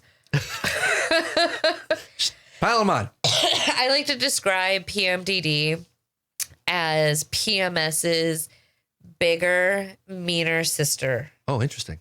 Okay. So basically, everything is awful. Okay. So that was just a sidebar for people who don't know what those acronyms mean. Right. Now you know what that means. Right. But yeah, so we were getting really, really bad. I started going to therapy because I thought maybe if I worked on myself, he would start to improve himself, which he kind of did. Yeah. And then I decided that so I was going to see her, but she was definitely really one of those like white spiritual ladies. Oh yeah. I know the type. No offense to the white spiritual ladies out there, but like, fuck me. Yeah. It's exhausting. Yeah. You know, I'd be like, I'm having trouble like with this whole like house cleaning thing. I will clean obsessively until I'm exhausted because like ultimately I am tied to this memory of my dad like shoving me into a bookcase and like screaming and getting his spit on my face because like I didn't vacuum and I was watching TV instead. And she's like, smudge it with some sage. She's like, well, just tell yourself that you're not that little girl anymore. And I'm like, well, no fucking shit. I'm not that little girl anymore. But like, yeah, just sometimes you want to shake them and be like, just fucking talk like a normal human. Right. Yeah. Fuck. So that's when I found Colleen. Clearly I have feelings about the situation, the topic. Trust me. She's definitely one of those people. She was like going for training for like, doing a certain kind of therapy. It has to deal with tree bathing. Tree bathing? I thought you were going to say. Where you just like literally just stand in the forest. That's almost as ridiculous as the people who do the asshole tanning or whatever. The what sun salutation things. Whatever. They just point their asshole at the sun. It's supposed to open up your third eye. I don't know. Your brown eye. It's supposed to open up your brown eye. There is a line that can be crossed. Yes. I wholeheartedly believe that there are things that are good that come from, standing under a tree. Right. Right. Walking through the forest with no shoes on. Like, I get it. But like, I'm also not going to pay you for that. Like, at some point, I need somebody to slap me in the face and say, why the fuck are you thinking like that? Well, right. And like, that's what pissed me off about that first therapist fucking ghosting me. Because she was not afraid. Like, she's like a no nonsense. Yeah, she was a no nonsense fucking therapist. I like that. She, on our very first session, she's like, can you describe to me 3 words that you would use to describe yourself? And I was like, I hate this question. Yeah. She's like, why? I'm like, well, because I'm more than just 3 fucking words and I don't know what 3 fucking words to pick. Anytime I had to answer this in college, I would always just write, I am unique. Clever. Right? And then she looked at me and solved it. And she goes, I think you don't like this question because you don't know who you are. It's funny. I had a similar question asked to me. And I was like, well, mind fucking blown. Yeah. She goes, I want you to name, I think it was 3 things that you like about yourself. And like, That's hard. Yeah, I named 2. And then I got to the 3rd and I was like, fucking stumped. And it was the same result. She was like, I think it's because you don't know yourself anymore. Yeah. You can see the things that you can see like 1 or 2 things that you do now, but they're like, if you were your normal self, you'd be like, oh, I like this about me. I like this about me. I like this about me. I like this about me. Oh, I really like that about me. You know, like you'd be able to rattle off a bunch of shit because you know yourself really well. Right. But like you've been under such a mind fuck for so long that you have forgotten that like you too are a person. Yeah. And so you don't think about yourself. Exactly. Therefore, you don't know. Exactly. And because like I had always been taught to be somebody based off what they wanted me to be, I never got to find out who I was. Yeah. In small ways, sure. But like ultimately, there was a lot that I didn't get to decide. You know, and it, like I started discovering like a lot of music and movies and comedy that I always wanted to get into when I was younger. And then never did, but my dad didn't like them, and shut it down. Yeah, like my dad hated the Rolling Stones, and so I grew up with the opinion that the Rolling Stones was a bad band because he would say what a bad band the Rolling Stones was. Interesting. Turns out I fucking love the Rolling Stones. Interesting. And that like that was probably one of the first things that I was like, huh, what else do I not like that I might actually like? Yeah. And it was a weird path to go down. I bet. So my therapist told me to get, and I still have it, but I bought a tiny little moleskin notebook. I have a decomposition notebook like that. Yeah. And I would carry it around. And she said, what I want you to do is I want you to fill out all throughout the day, whenever you think of something, write down something that you like.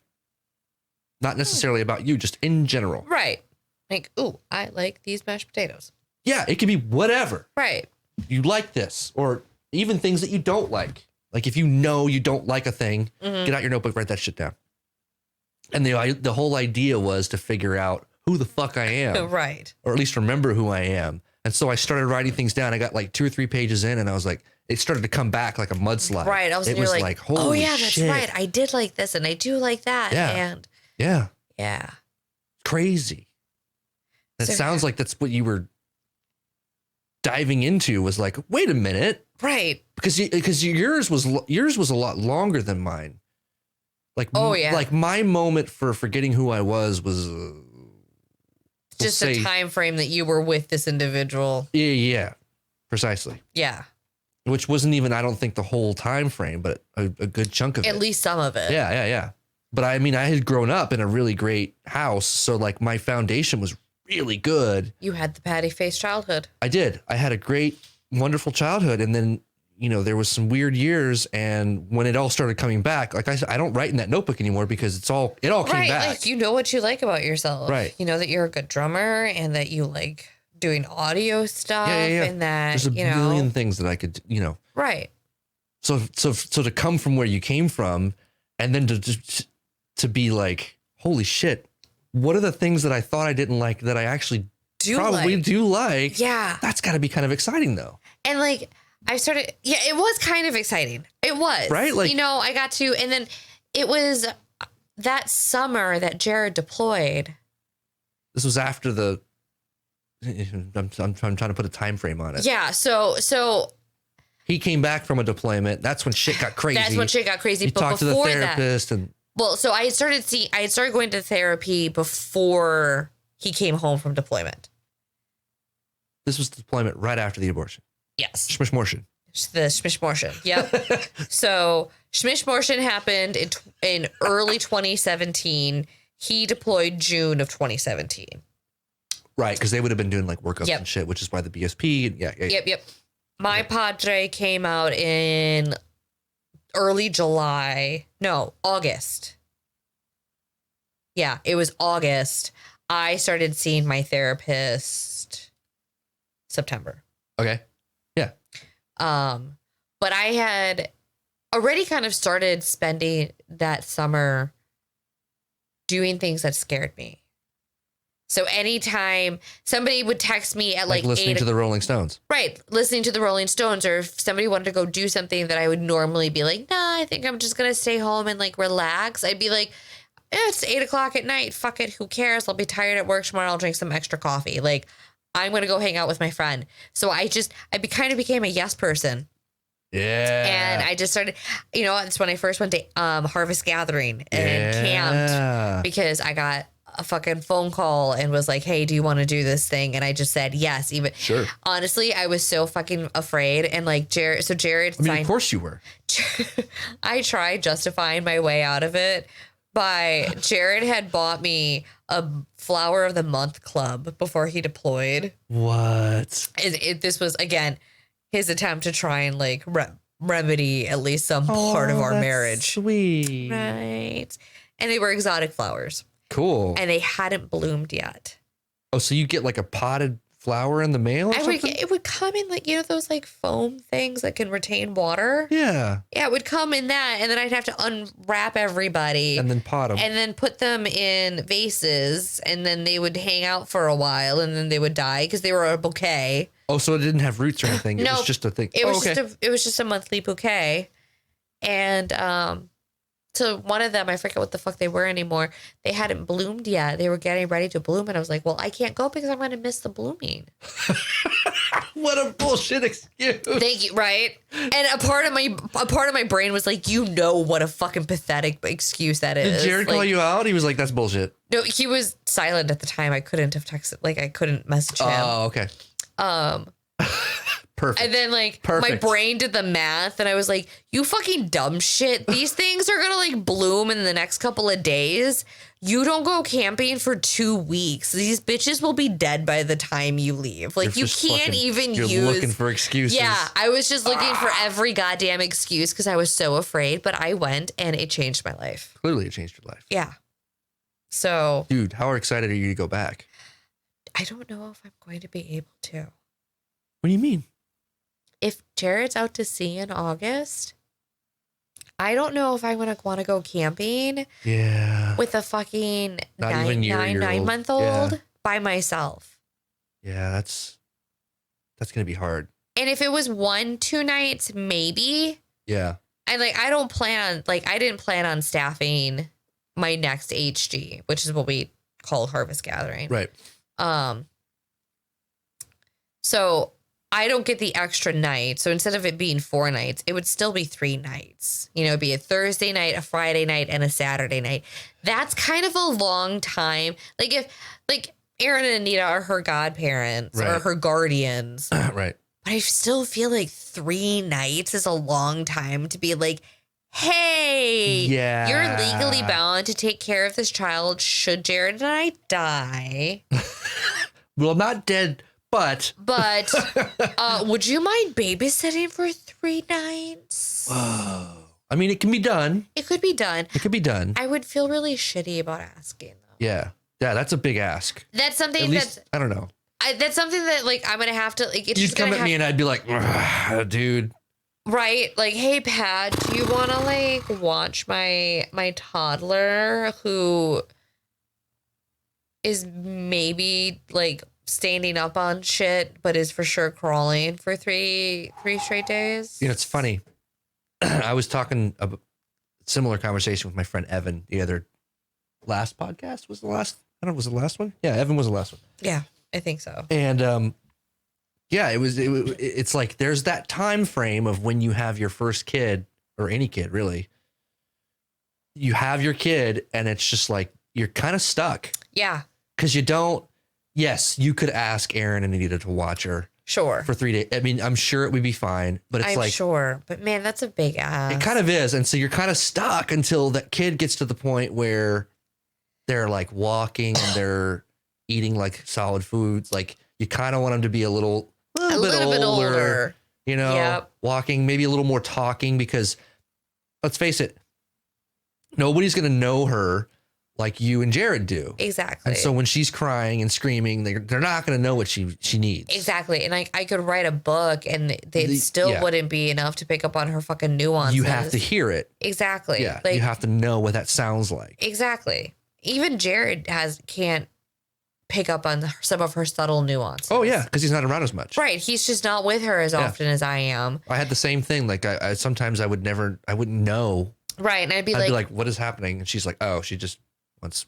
Right. You know, like there was one time where he'd be like, she just won't feed. And I'm like, do you want me to try? Sure. And you know, like I'm trying. And I was like, I wonder if you're tired. And I closed up and I got everything ready for bed. Instantaneously, she started eating and then passed out. I'm like, oh, that's all you wanted. That's tough. You ever check on Jared after that? Because he might feel shitty about himself. Oh, as soon as he like. Because I used to get pissed at myself. I'm like, man, why don't I fucking. And I had to remember, it's because I'm not around all the time. Right. And like, he definitely has been like, well, she fucking ate for you. And I'm like, hun, I'm just around so much more. Like, I can pick up on these little things. It's not anything against you. Yeah. You're doing the best that you can. It's just, I know her subtleties. And like, I'll be like, this is the key. This is the thing that picked me up to it. And so like, hopefully he remembers it. Yeah. And next time.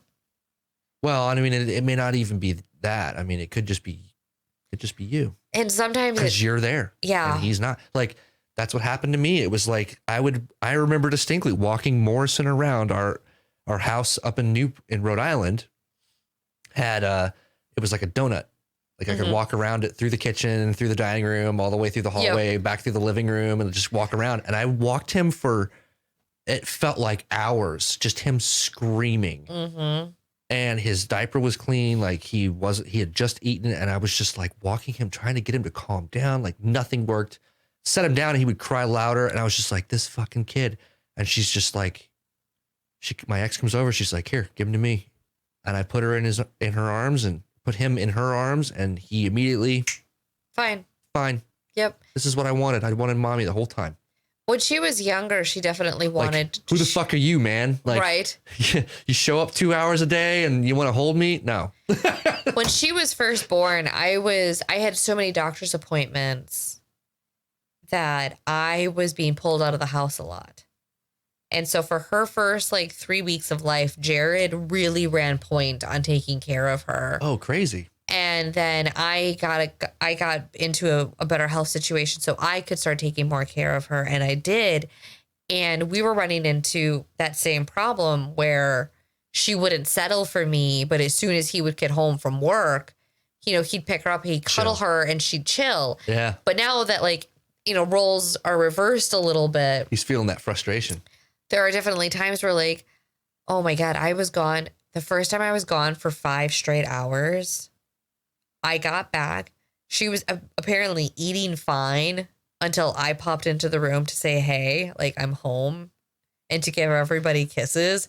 And she was fucking done. I left and she started screaming. Because she remembered. She was like, oh, yeah. And wouldn't take the bottle. And I came back and I was like, Jared, do you want me to try? And he's like, I think she misses you. Because the moment I sat down and gave her that bottle, she was chug it away. This motherfucker. Yeah. How do you think they're doing right now? I think they're fine. She should. What time is it?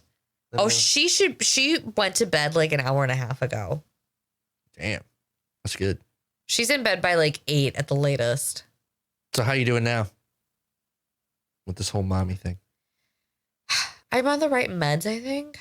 Oh, yeah. That's what you wanted to talk about, right? Yeah. Or you wanted to save that for the next one? Well, By the way, we're doing a follow-up.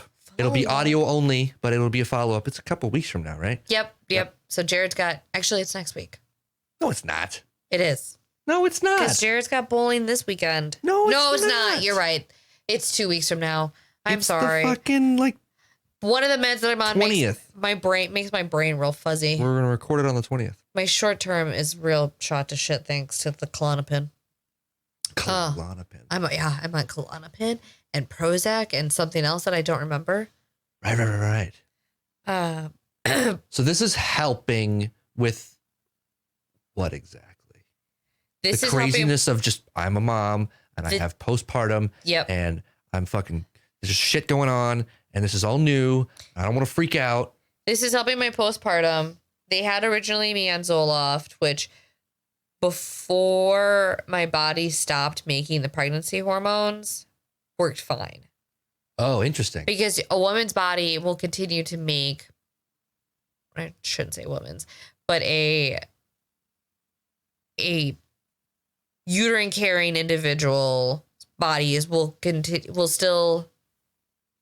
Why am I confused? Well, because some people can be in transition, but still have a uterus. Right. You know, and okay. so I wanted to correct myself. Check. I'm with you. So it'll still create your body. You still create. I was like, they only make women. I don't have that shit. So. Right. But then I'm like, okay, there's another thing going on. Yes. With you. So I have to retrain my brain, folks. We'll get him there eventually. We're getting there. So after my body stopped making all those extra hormones and my brain started to go back to normal. Yeah. I'm not really sure what happened, but I got my therapist had me do, when I was still on the Zoloft, had me do a depression scale test. Oh no. And it was like anything 18 and over is considered depression. Do you want to guess my number? You think you told me it was like 30 something, right? It's like 39. God. I was like, yeah, I'm super depressed.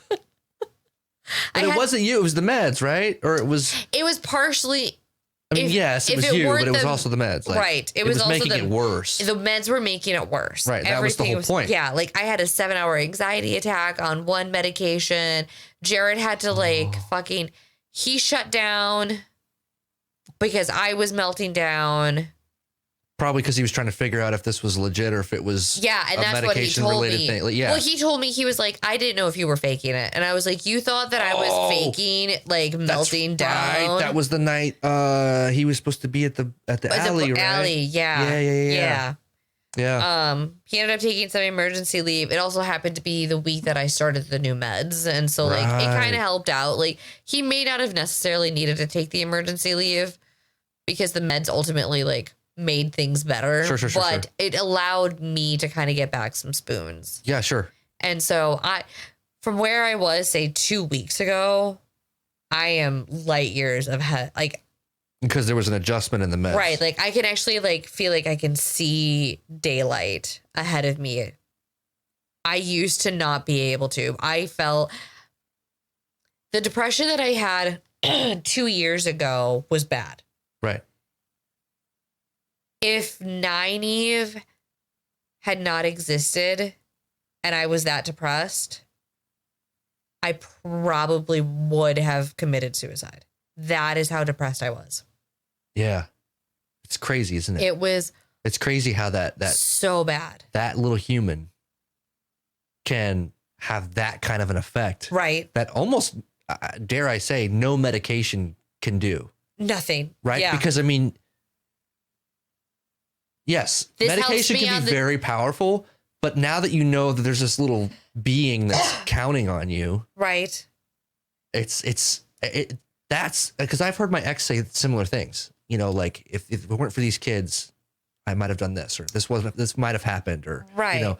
And ever since the first time she said that to me, I remember thinking what is that little switch that allows you to overcome whatever you're feeling just because this thing exists? Yeah. I don't know. It's weird. How can we tap into that?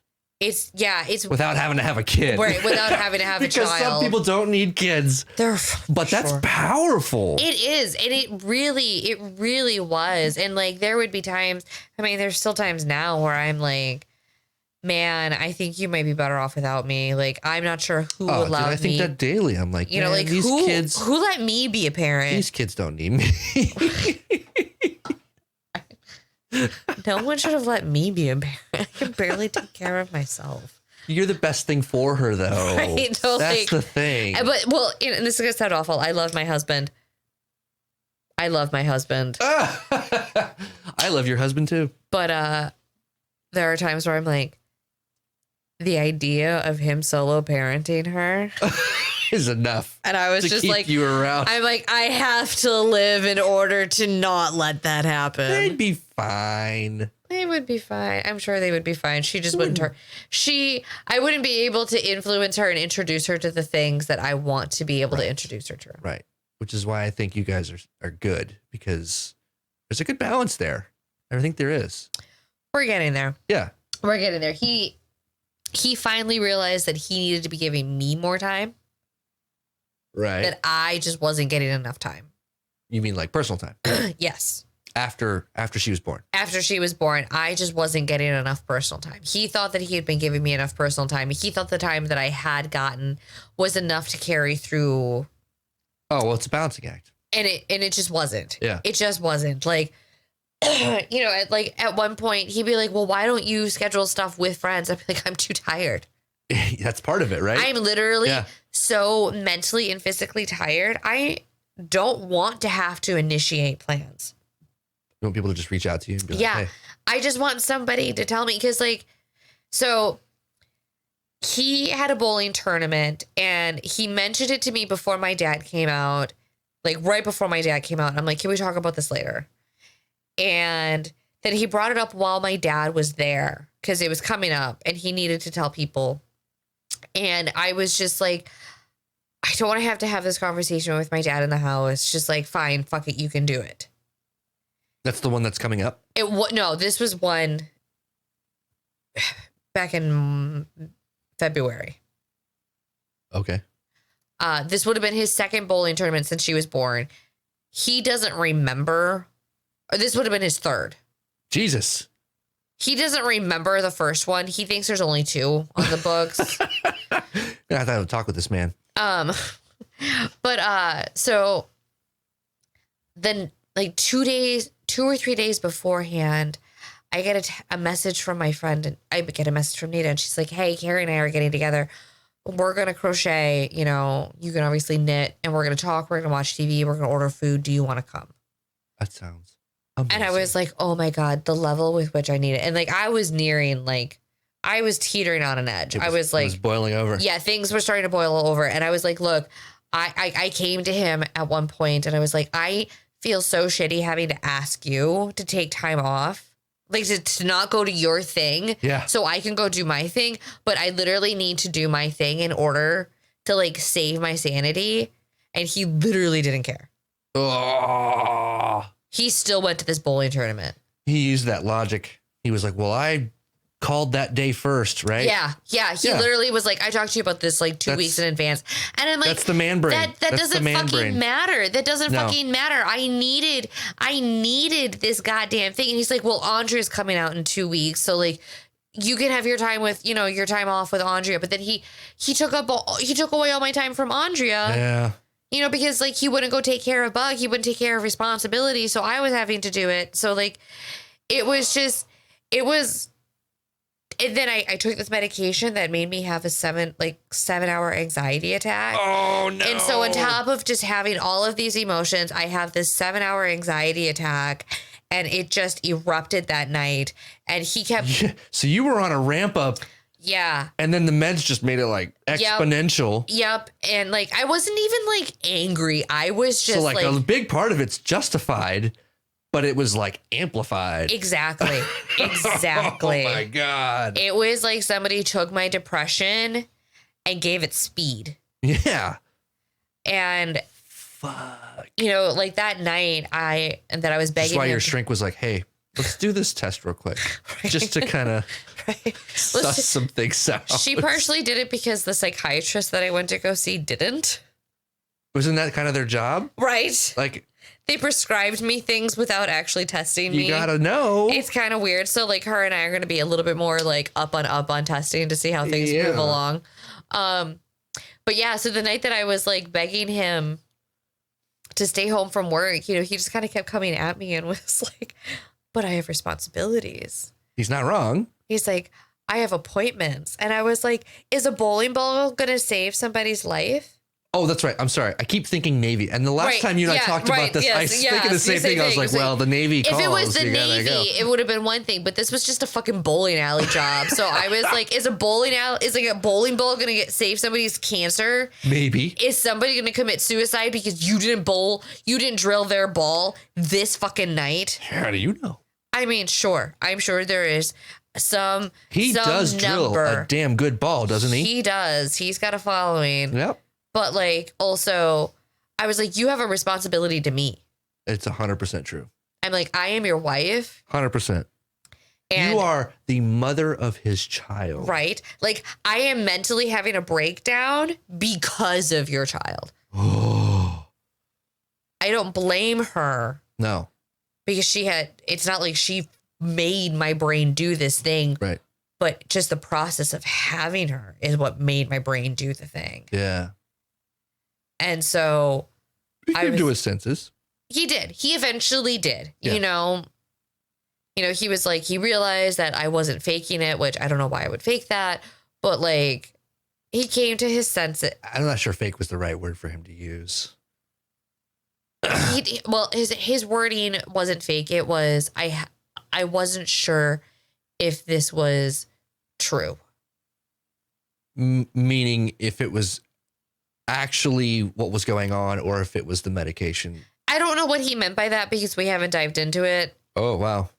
Sorry, Jared. So it could be that. It could be this. I didn't believe you. I don't really know. Right. It was something. Yeah. Well, yeah. I mean, I'm sure he has something in his head that made him think. Right. He's not an irrational person. He can be, but like we all can be. Right. You know, and so. But yeah, so he came, he came around and he stayed home, and I think we just like curled up on the couch for a while. I think I knitted for a little bit. Like it was just heaven.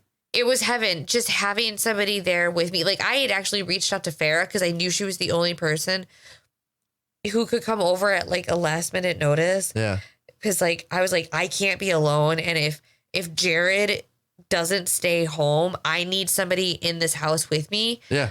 Otherwise, I'm going to end up catatonic. Yeah.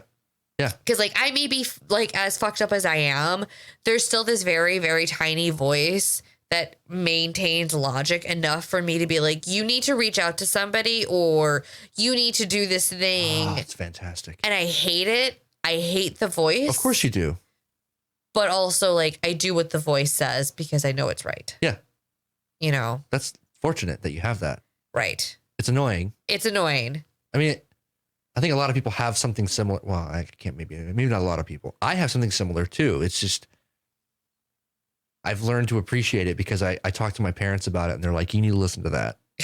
Right. It's good. Trust me. You're not going to like it. Right. It's like when you're doing something as a kid and you know you're doing something wrong. Right. And that little voice is going, hey. You should stop doing that. Fucking stop doing that. And you're being like, an idiot. YOLO. Yeah, right. It's the same guy. It's the same guy. Yep. Yeah. Or gal. Or them. That person. Maybe it's a ferret. Entity. Spirit. I don't know. Pick a word. Fill in the blank. It's an ad lib.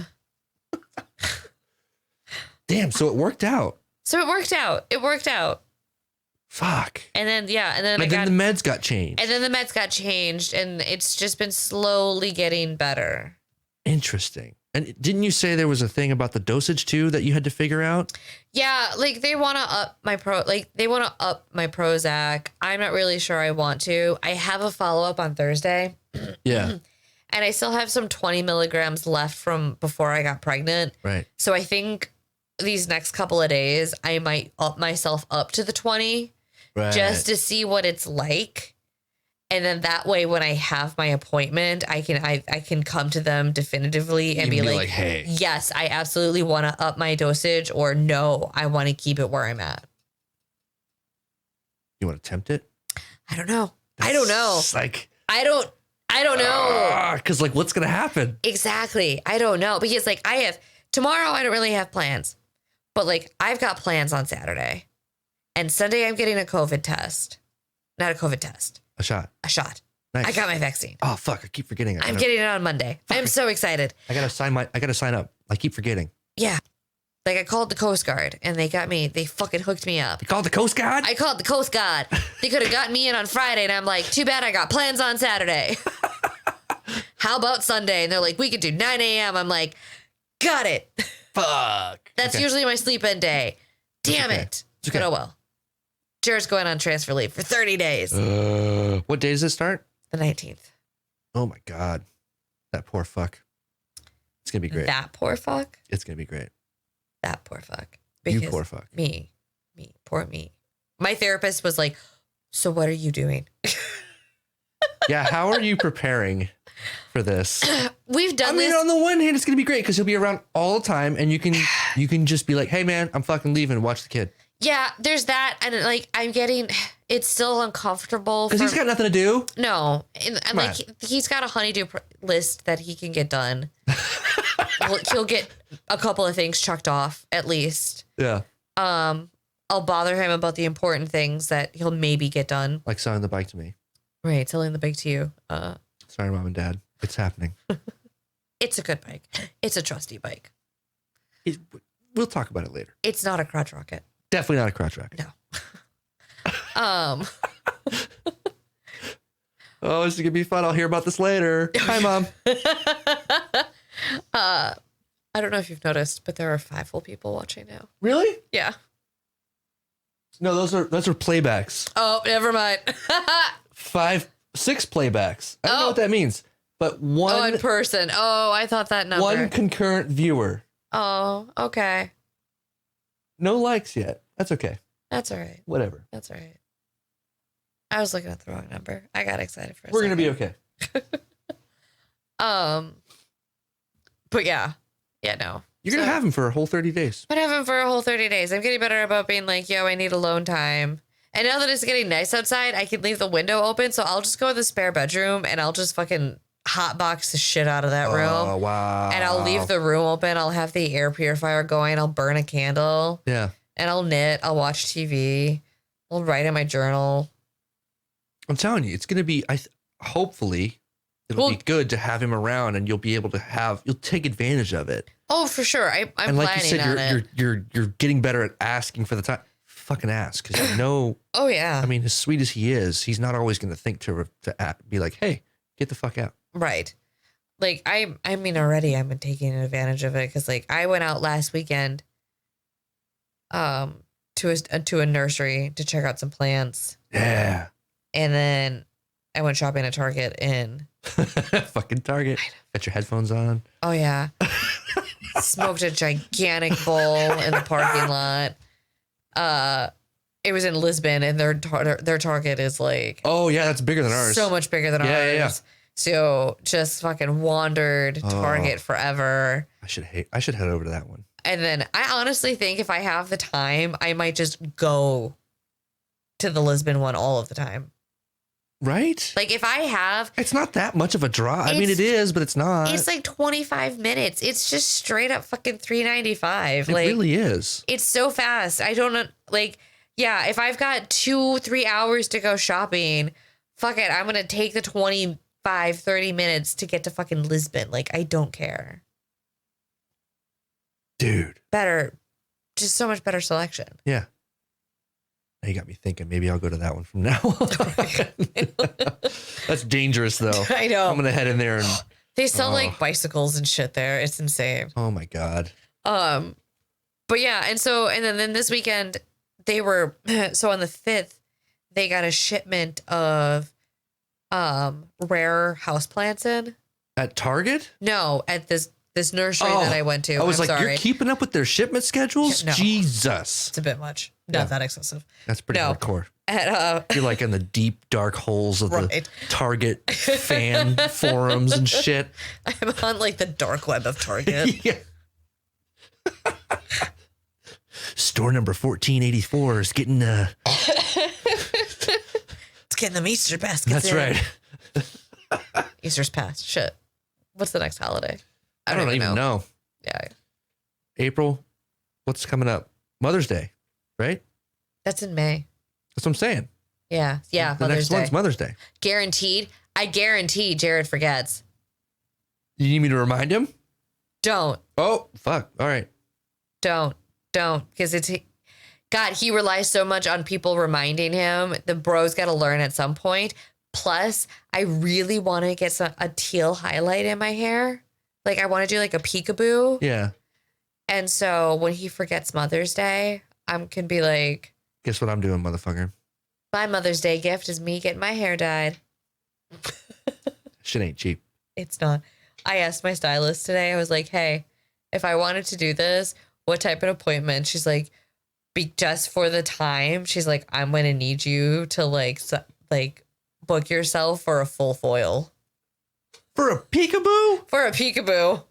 Because my hair is so dark. Yeah. Do you understand the amount of bleaching that has to go into this bitch? Oh my God. That's why she's like, I'm going to need time for you. And I'm like, yeah, you are. I'm going to be living here. Jared. I'm just going to bring up my knitting. Yeah, take Jared fishing or something. No. You can't. You got bug, but. Jared. Don't forget Mother's Day. Don't fucking forget, bro. I'm not sending you a message. Put it in your calendar. I already know what I'm getting him for Father's Day. Oh, I bet you do. I have a list. Maybe he's prepared. Maybe he's already got something planned. He very well could be, but historically, I know him. Maybe he's turned a corner. This is your first Mother's Day. I'm trying not to blow it up. This is true. Don't fuck it up, Jared. Jesus Christ. Now I'm terrified for him. Do you know what he wanted to do for our first anniversary? I don't think. He wanted to lay in bed and watch Netflix all day. Not Netflix, but X-Files. That's what he wanted to do? That's what he wanted for your first anniversary? For our first anniversary. What'd you guys do? We went to Savannah. No, not Savannah. Myrtle Beach. What? We went to Myrtle Beach. Why would... Because I planned it. I'm going to give him shit about this. I got to start a list about shit I got to give Jared. I was telling my friend Dustin about it at work, and he's texting Jared, like, bro, you've got to fucking be better. Be better, Jared. This is why I don't have high hopes for Mother's Day. That's good. Hopefully he'll crush them. I'm hoping he will. Has he ever crushed anything? A couple of times. Like you're just like, okay, you're. A couple of times, but I couldn't actually talk about them. I know there have been times where I've been impressed with what he's pulled off. I just can't be like, oh yeah, this is that occasion. So I guess not. I guess. That's not exactly a good sign, is it? No, I guess not. That's fucking. But it is what it is. We've been married 9 years. Hey, shit's happening. You're making it work. I've just kind of learned to live with it. Fuck. All right. What do you think? Did we nail it? I think we did. Good. I think we did. Because I'm looking at the clock and I'm going, I got to get my kids to bed. Yeah. I got to get myself to bed. But we're going to have a follow-up, yeah? Oh, yeah. Yeah. We'll talk about we'll see how he is after his bowling tournament. And how you are. Yeah. And there's a. But the thing is there's a possible meds change. Yeah. Adjustment. Yeah. There might be a med change adjustment. This podcast would have been this episode would have been so different had I still been on Zoloft. I'll tell you that. Wait. So when we scheduled it, I was still on Zoloft. Oh, interesting. Yeah. If I were still on Zoloft, this would have been a lot more emotional. I would have really deep dived into some shit. But now that like I'm not so like deep in my hole, I don't really feel like I need to talk about it. You know? Interesting. It's kind of weird just how much these meds have like. But see, to me, that's fascinating though. Yeah, because like I can't even begin to describe to you. I mean, it didn't help that like Jared for sure was being an asshole. Right. Like Jared was for sure being a dick. Right. And not making any things better. Let's face it, he's good at doing that. Oh yeah. He really is. He's great. Like, man, he could win awards. I don't know that he has the worst intentions. No, he doesn't. He is a dick unconsciously. And that is the problem. Is the unconscious part. If he were a dick purposefully, at least I could be like, he's a dick on purpose. I just have to be like, no, he's just a dumbass dick. Maybe if he could just pump the brakes, think about it, then decide if he's going to say it because he's going to think about the consequences. Right. Okay. Yeah. Yeah. Because he was going out a lot. You know, he wasn't really giving me my time. Right. You know, he wasn't like, but he would be like, well, you need to ask. And I'd be like, my anxiety is literally preventing me from asking. You've got all the shit swimming around in your head. You just had a kid. You're trying to raise the kid. He's not around as much as you'd like him to be because of work things and then the medicine thing on top of that. Right. Like, holy fuck. Yeah, I was like, I get what you want me to do, but I can't physically fucking do it. So I need you to help out here. Yeah. I need you to step it up. And he was like, I am stepping it up. And I'm like, I need you, but I need you to step up in these spots. You know, he'd be like, what do you want? And I'd be like, this is what I want. And then he'd be like, but okay, but this is what I'm going to give you because I think this is what you want. And I'd be like, no, motherfucker. I am telling you what I want. Why are you not getting this? Oh my God. It was so infuriating. That sounds hellacious. It was awful. But now that I'm on the meds that don't make me psychotic, I can look at him and be like, hey, I don't want to look at your fucking face right now. I'm going to go knit. Do you think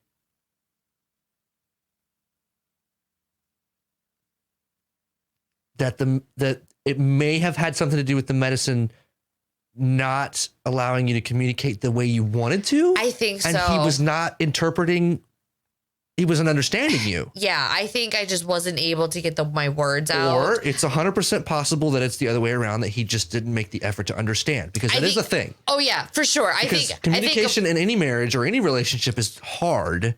I think it was a combination of the two. It had to have been. It had, because I mean, historically, Jared shuts down when I get really emotional. Probably because he doesn't know what to do with it. He doesn't, for sure. Yeah, it's hard. It's hard to figure out. Yeah, he just he clams up. Yeah. He shuts down. He becomes a robot, which then triggers me of my father. Sure. So then I am just constantly being triggered. Yeah. Left and fucking right. Right. And when you're on the wrong meds, I thought at one point about just cold turkeying all of my medication. Because I was like, I just want my old brain back. I just want my old brain back. I remember bawling into my hands, crying that and just repeating, I want my old brain back. Yeah. Because I could remember that brain, and I wanted that brain. But that was a result of the medicine. I think, that was because of the Zoloft and the shit that they had me on. Oh wow! And now that I'm on Prozac, and on my anxiety med, and this other it's it helps balance. It basically acts like a buddy system for the Zoloft. Right. Now that I'm on this combination, I feel like I'm starting to get my old brain back. Whoa. And because I'm more... So it's partially his fault, but it's also the chemical what the meds are doing. Right. I'm able to now, when he triggers me, I'm able to be like, hey... I need you to not do this, or I need you to do this, and these are the reasons why. You think how is it manifesting? Are you communicating better, or is it just... I think because I'm communicating more. You have the presence of mind to kind of think about how you're going to say something, yeah, I think? I'm not saying it as emotionally. Right. Because if I still say something with an emotion, he still shuts me down. I asked him... Right, because it doesn't make any sense to him. Right. Like one of the things that I do on a Sunday, either Sunday night or Monday morning, is I will list out my whole week. I'll look at the chores that need to be done. I'll look at my schedule. I'll look at the things that I want to accomplish or things that I need to handle. Right. And I'll portion them all out throughout the week. Right. And he would just come in and just start doing stuff. And I thinking that he's helping. Right. And like, I'd be like, okay, well, I was going to do that on Thursday, or I was just getting ready to do that. But it's fucking you up now. Now what do I do? And it would fuck me up and I would get mad. And he'd be like, why are you getting mad for doing work? And I'm like, I'm not getting mad at you for doing work. It's just that, like, can you communicate to me that you're doing that? Like, you know, like, could we have like a meeting of the minds on like Sunday night to be like, this is what we're going to do this week? And he was like, no. He's like, I find that unnecessary. And I'm like, I get that. And like, I don't want it to be a forever thing, but right now, this is what I need for you. And he still was just like, I'll give you a 24 hours notice. Whoa. And I was like, okay. I mean, sure. Because I was going to say, at least at the very least, he could be like, heads up. Right. I want to go do this thing. Is it cool if I knock this off your list? Right. Because that's honestly the solution I would think of if I was in his position. I would notice, the first thing I would do is I would notice that, hey, me just taking care of something off this list is setting me fucking off. her up. Yeah. So I'm going to be like, oh, wait a minute. I thought I was doing a good thing. Apparently, this is fucking you up. He's not observant that way, though. He doesn't pick up on that stuff. But you told him. But I told him. And he understood you. And he kind of understood me. Oh, did he repeat it back to you? No. You guys got to do that one. I'm trying to get him. I'm trying. I'll be like, tell me what you say. Yeah. Conversation wheel? Yes. Yeah. Like we had a therapist have us try and do that one time and it didn't work out. But I am being like, I need you to tell me what you heard. Say it back. Say it back to me. Repeat it back. Repeat it back so there's no confusion. They do that in the Navy all the time. Right. And he does. He does it reluctantly. He doesn't necessarily like that I make him do it sometimes. But like I can at least then if he fucks up and says, oh, you said this, I'll be like, no, bitch, you repeated it back to me. I confirmed that you were right. So this onus is entirely on you. That's not the whole purpose, but but it's part of it. It's part of it. It's definitely a CYA. Yeah. In a way. Sure. But yeah, so really it's just to make sure that you know that he understood what you said. Right. So I decided that fine, if you aren't going to work with me, if you're only going to give me a 24 hours notice, I'll just change the way that I plan out my week. You know, I'll still plan out my week, but I will add things that I want to get done. So that way, if you happen to do this chore, I already have a backup list to my list. But it won't bother you then? Then, I mean, it still bothers me, but I at least have a backup. So I'm not having to think of something on the fly. Oh, that's the part that bothers you. Yeah. So you had this almost like a time slot. I have my structure allotted for this thing. Yes. And it gets taken care of. And now you're like, well, now what the fuck do I do? Yes. And my brain could not be like, so you just move on to the next thing, Alicia. Because what if that was the last thing on my list? Now what do I do with myself? Do I pull something from this? What do I do? I've got so many options. How good are you at doing nothing? Not good at all. Yeah. Physically not good at all. Because I would get pushed into bookshelves and screamed at because it's finals week and I'm writing essays and I'm studying and I'm working and I'm interning and I didn't fucking do the dishes. Right. Everything was a big deal. Right. Everything was a big deal. And then early on in our marriage, when I thought that I was finally out of that, then I had Jared telling me that he was resentful of me of asking him to help out around the house because he worked 10 more hours a week than I did. Or he would say things like, well, you just sit on your fat ass all day while I was working 40 hours a week and going to college and the only one doing housework and only being the only one who was cooking. Right. So he like concrete reinforced this steel structure that I had that I am still, and like, Did he know this going in? He did. He did. I was trying to help you, buddy. Because like before we got married, I was like, I want to be in a partnership. Yeah. I was going to say, I'm sure you communicated all the things. I communicated that he knew your to childhood. him. Yes. Yeah. Like he maybe didn't know it was bad, but I definitely communicated to him that like, hey, this is what I wanted I want a partner. Right. And he never really got there. He's getting there. But like when we first married, he wasn't there at all. Right. And so he comes from a different place, right? Right. Well, he came from a place where like the woman always did the work. Oh, yeah, that's very different. And his mom was a slob. Right.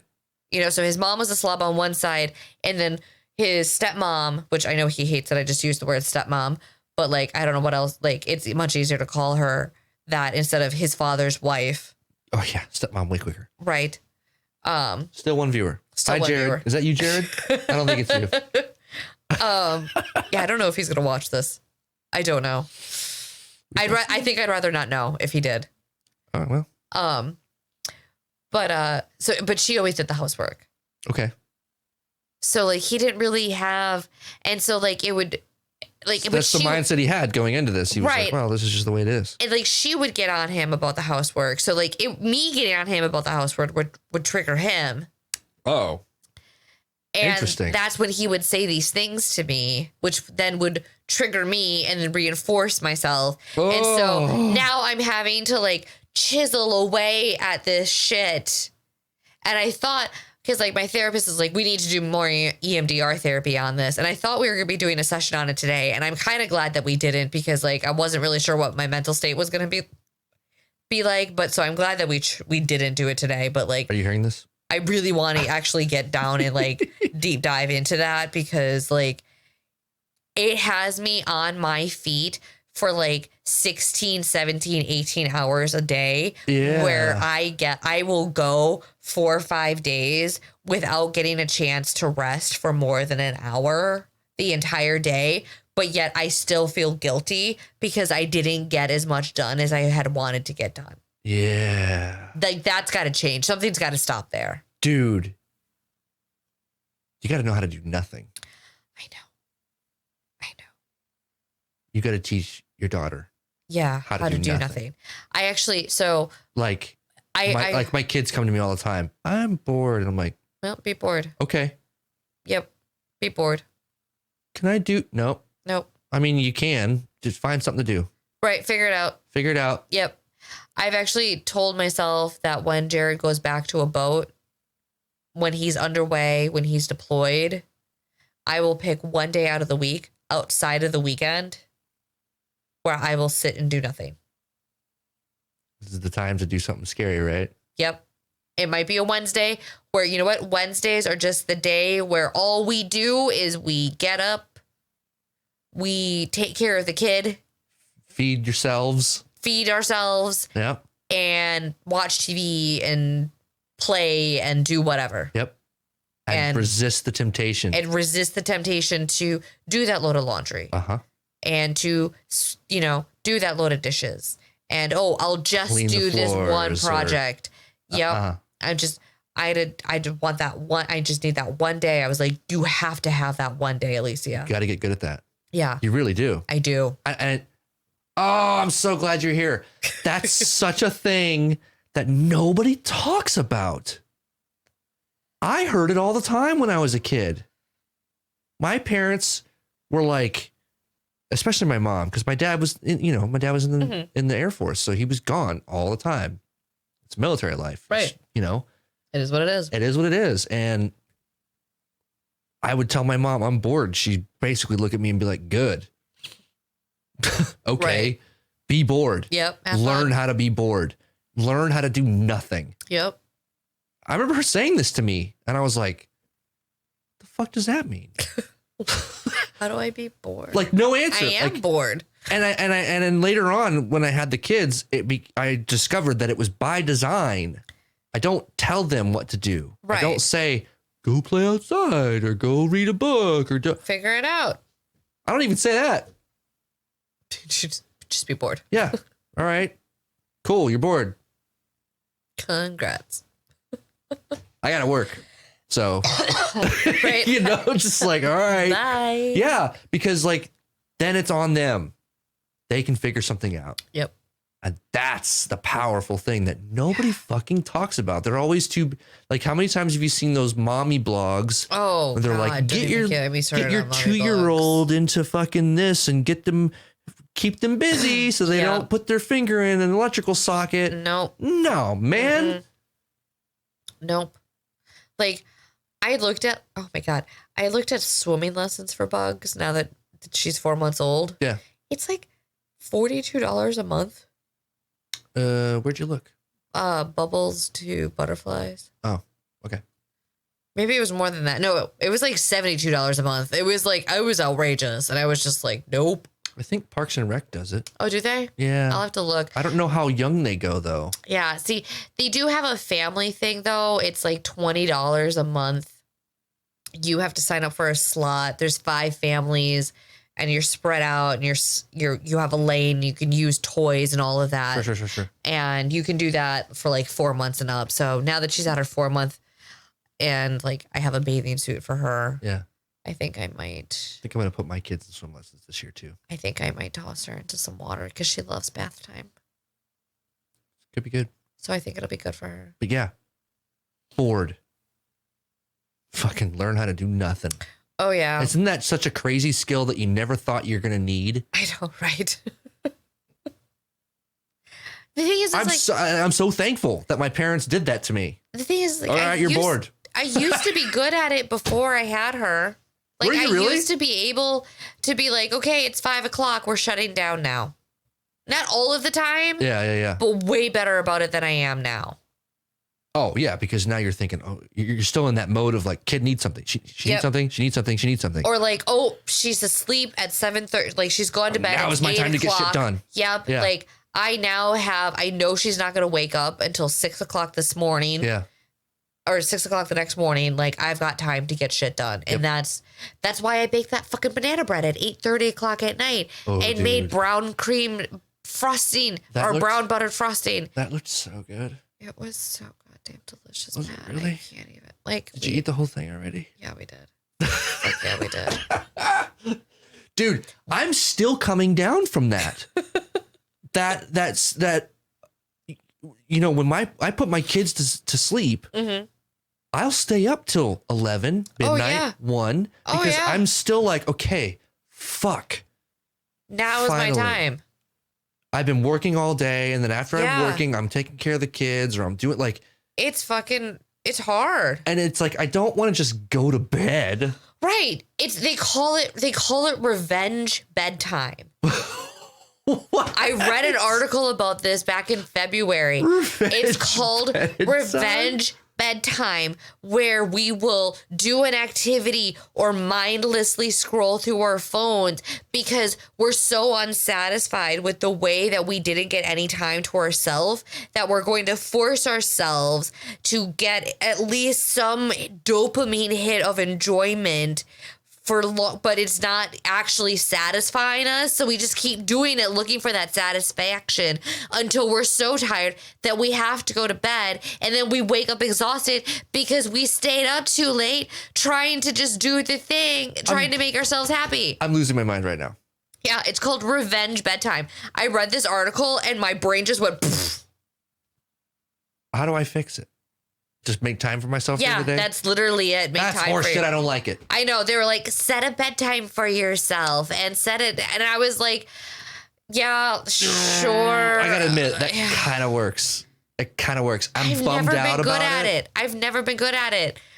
Because like the alarm will go off and be like, it's time for go to bed. I'll be like, yeah, fuck you, alarm. I haven't done that yet, but I have been thinking about it. And I've been trying to push myself to go to bed by 11. I need to get closer to my microphone. I sat up, so I'm farther away. How about, because I also need to start getting back into bed by 11. If Bug is going to be getting up at 6 a.m., or maybe 7, like she gets up between 6 and 7, and I want to be able to start my day at 6. Dude. I have to start going to bed by 11. Me too. That's what I'm saying. Okay, so I've been let's hold ourselves to each other to it then.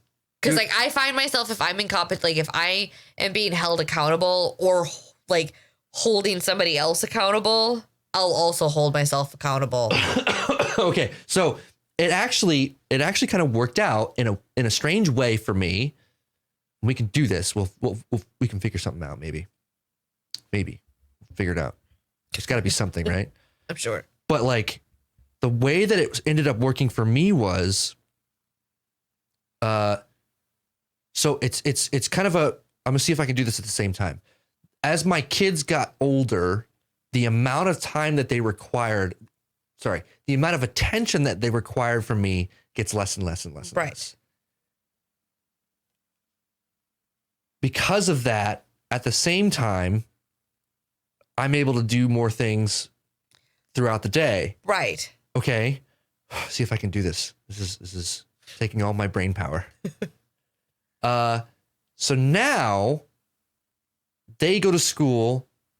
I have to wake them up at a certain time because if I don't start waking them up by a certain time, they're never like, it's going to be a nightmare. It's going to be a bad day. It's going to be a bad morning. I'm going to be like, get the fuck out of bed. Put your fucking shoes on. We got to get out the fucking door. Ah, right. So I start like an hour before we even have to think about leaving. Right. And I start getting them out of bed. But I started working early in the morning. I started working at like 6:30 or 7. Mm-hmm. And I found, so I wake up at like 6, no later than 6:15. And I found that if I stay up any later than 11, that's rough. It's hard. It's so hard. I don't want to get up. Yeah. Oh, I hear you. And I'll sleep past the alarm. But so because my kids are a little more self-sufficient now, and I'm making an exponential thing for some reason, because as they get older, I'm more hands off. I don't have to fucking watch them. I don't have to even feed them because they feed themselves some of their meals, like they'll make breakfast. But because of that, I'm able to get the shit done during the day. And so when bedtime hits, it's like, okay, I think you're going to bed now. And then I put them to bed at like 9:30, which gives me a good hour or 2 and a half, somewhere between an hour and 2 hours worth of me time. And then 11 o'clock hits. I see that time and I'm going, don't watch another show. Right. Don't listen to another episode of this podcast. Don't do it. Yeah. Get in that bed. Yep. And that's what I'm having trouble with. And so what I'm saying is she's young as shit. I know.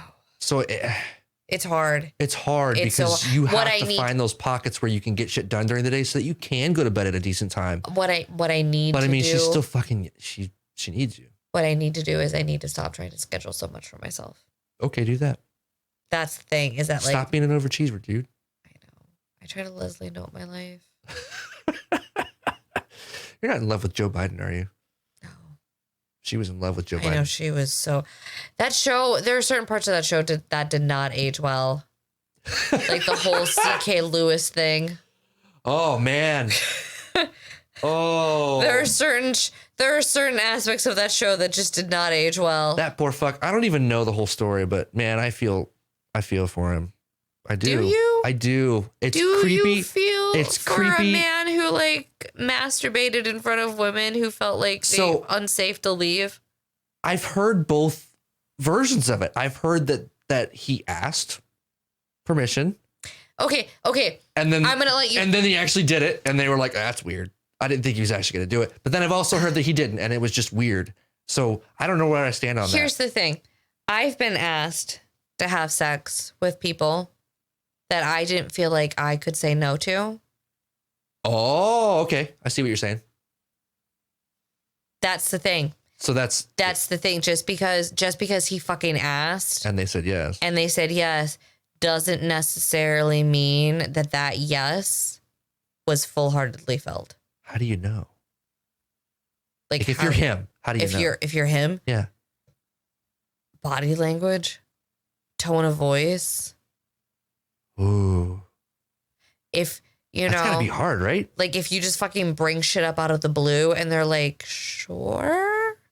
Oh. I could see that. I would might buy be that, like, but I'm not him, and I'm smarter than that. Right. But like, also you know, it's also a matter of respect. Like, unless you've been talking about something, like, who the fuck just looks at somebody and be like, hey, yo, by the way, do you mind if I just rub one out real quick? Yeah, I don't think I would ever ask anybody that question. Right, that would be like me, being like, hey, do you mind if I just reach in between my dress here and just kind of like... Yeah, sure, go ahead. You know, like, that would be... Cheers will be like, yo. Yeah, now we got 2 viewers. Right. I'm going to get kicked off of YouTube. But no, I would never ask that question. But like, I don't know. It's the same thing happened with... he was also in Parks and Rec. What? Somebody else? What's his name? Oh my God, it's killing me. Aziz Ansari. I heard that was just a bad date, and she got mad and like he asked for a blowjob. Okay, what'd she say? I think she said no, but then he whined until she gave in. Oh, that sounds like him. Right. But also, every woman has given a fucking blowjob or had sex because some fucking jabroni was like, please, come on. Yeah. You know you enjoy it. Yeah. My balls are blue. And be like, I don't give a shit about your balls. No, that's a bad excuse. Get over it. It goes away. Yeah. Like, guess what? I also, like, as a female, can get blue balls and I'm just fine. I've heard that. Yeah. See, that's a whole other episode. That's, you know what that is? That's bad parenting. That's what that is. Pat. What? Pat, should we just start up our own podcast? We might have to. Just you and I. Oh my God. Can we just start up our own We'll be like the middle of somewhere, but like the middle of, everywhere. I don't know, middle of everywhere. Like, that's just bad parenting. That's all that is. Well, right? I had great parenting. I'm never once like, hey, mind if I just rub one out in front of you? Right. Would you be cool with that? I don't really care if you're cool with that. I'm going to do it anyways. Right. Like, that's not. Like, I can't even begin to imagine that there are people who think that that's appropriate. Right. There was something, so catcalling. Somebody had mentioned catcalling to me recently. I got catcalled today. Did you really? I did. I got catcalled at Walmart. That's 2 people I know today. They got catcalled today. And he ended it with a, Ooh.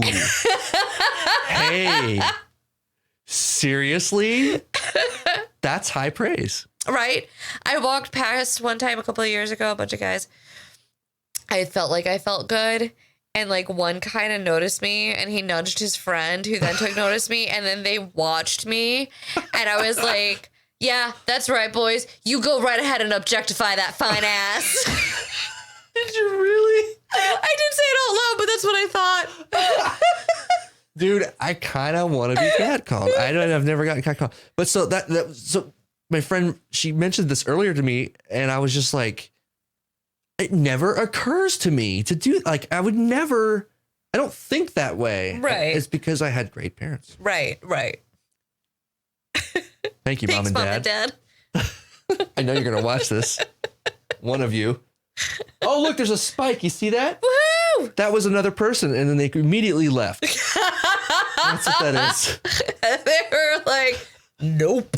Oh, wow. They're talking about masturbation in front of people. You think that would have made them stay? Yeah, that was like 8 minutes ago, something like that. All right. That's funny. All right. Well, maybe you and I should have a conversation about just starting our own fucking podcast. Yeah, we might have to. Let's fucking do it. Dude. Oh my God. That would be tits. Yeah. Now I got to really build this room. Or yeah. I'm trying to think about how I would do it. Oh, I'll be gnawing on it for a while. Right. I mean, we gotta hash out the details of what this podcast is gonna look like. Mm-hmm. You know, how we're gonna structure it. Mm-hmm. Main theme, if there is even a main theme. I don't think there should be a main theme. That's tough. Whoa. No, but like, have you listened to Middle of Somewhere? No, I don't think so. Okay, listen to Middle of Somewhere. That's where I'm getting. That's kind of like. Is it like it's just a couple of people talking the whole time? Yeah. They don't have guests, or sometimes they have guests. They sometimes have guests, and they just pick a topic. They don't even pick topics. They send like a list to each other. day before of like, this is what happened to me this week and I want to talk about it. That's it? Yeah. Who are these people? They're comedians. Oh, see, we're nobody. That's the problem. That's true. But they're not like super popular comedian. Well, I mean, they were super popular. They're rather popular now. Chad Daniels and Cy Amundsen. They're from the Midwest. I don't know those people. Should I know those people? Probably not. Okay. But we could pick a theme. We could pick a theme. I have to think about it. If there should be a theme, if there should not be a theme, let us know in the comments below. Right. Send us your input. Email me at morethanjustbacon@gmail.com. Shameless plug. Dude, not shameless. This is my fucking channel. Maybe it is shameless, right? That's what I said. Shameless. All right. I'm with it. I got to get my babies to bed. Yeah. It's 10:30. You got to go put Jared to bed. He puts himself to bed.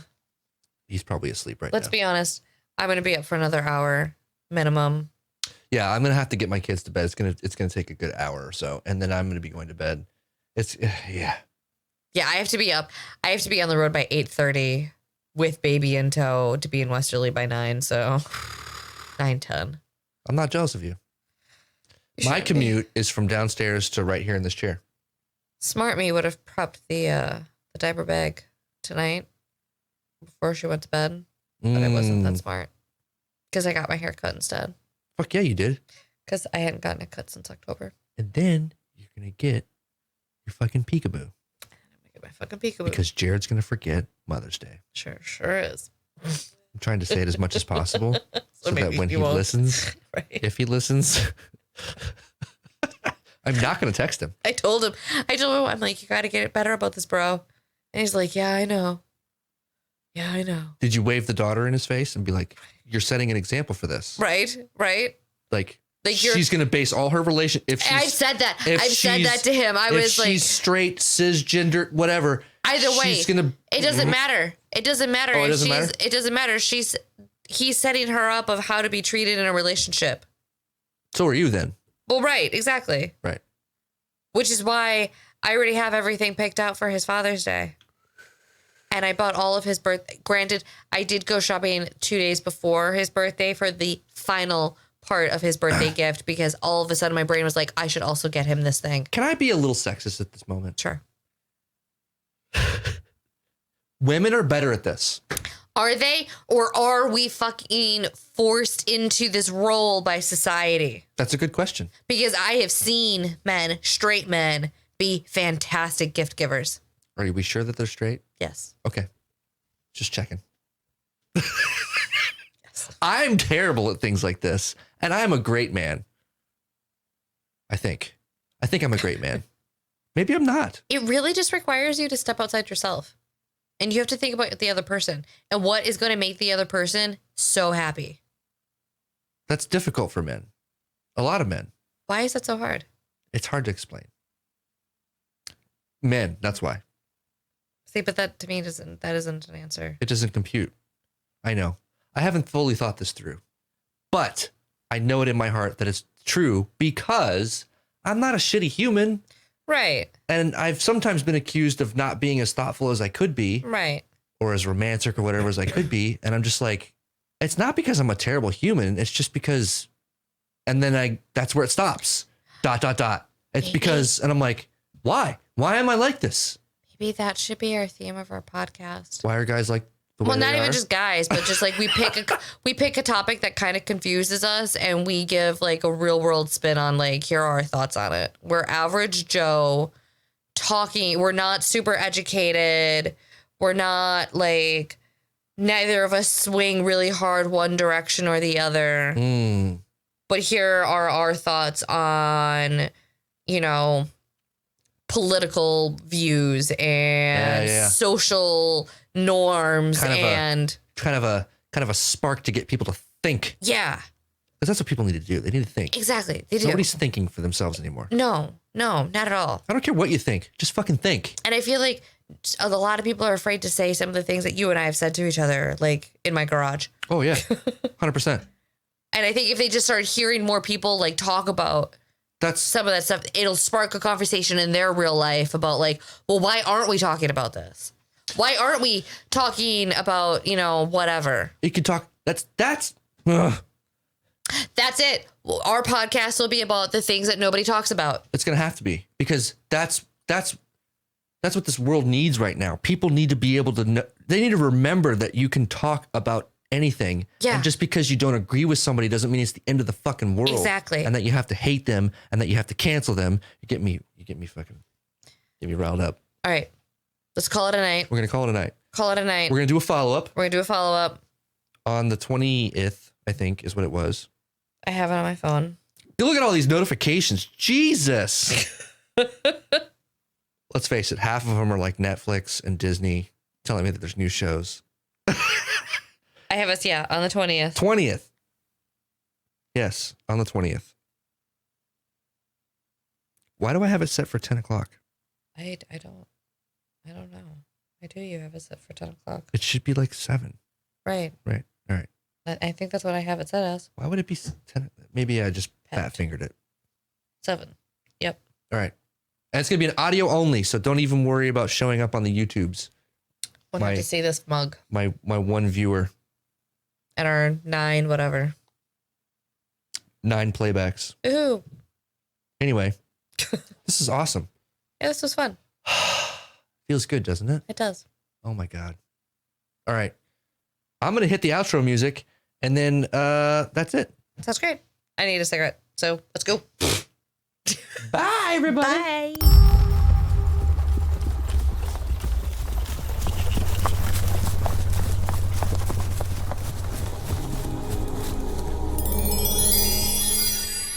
For unicorns!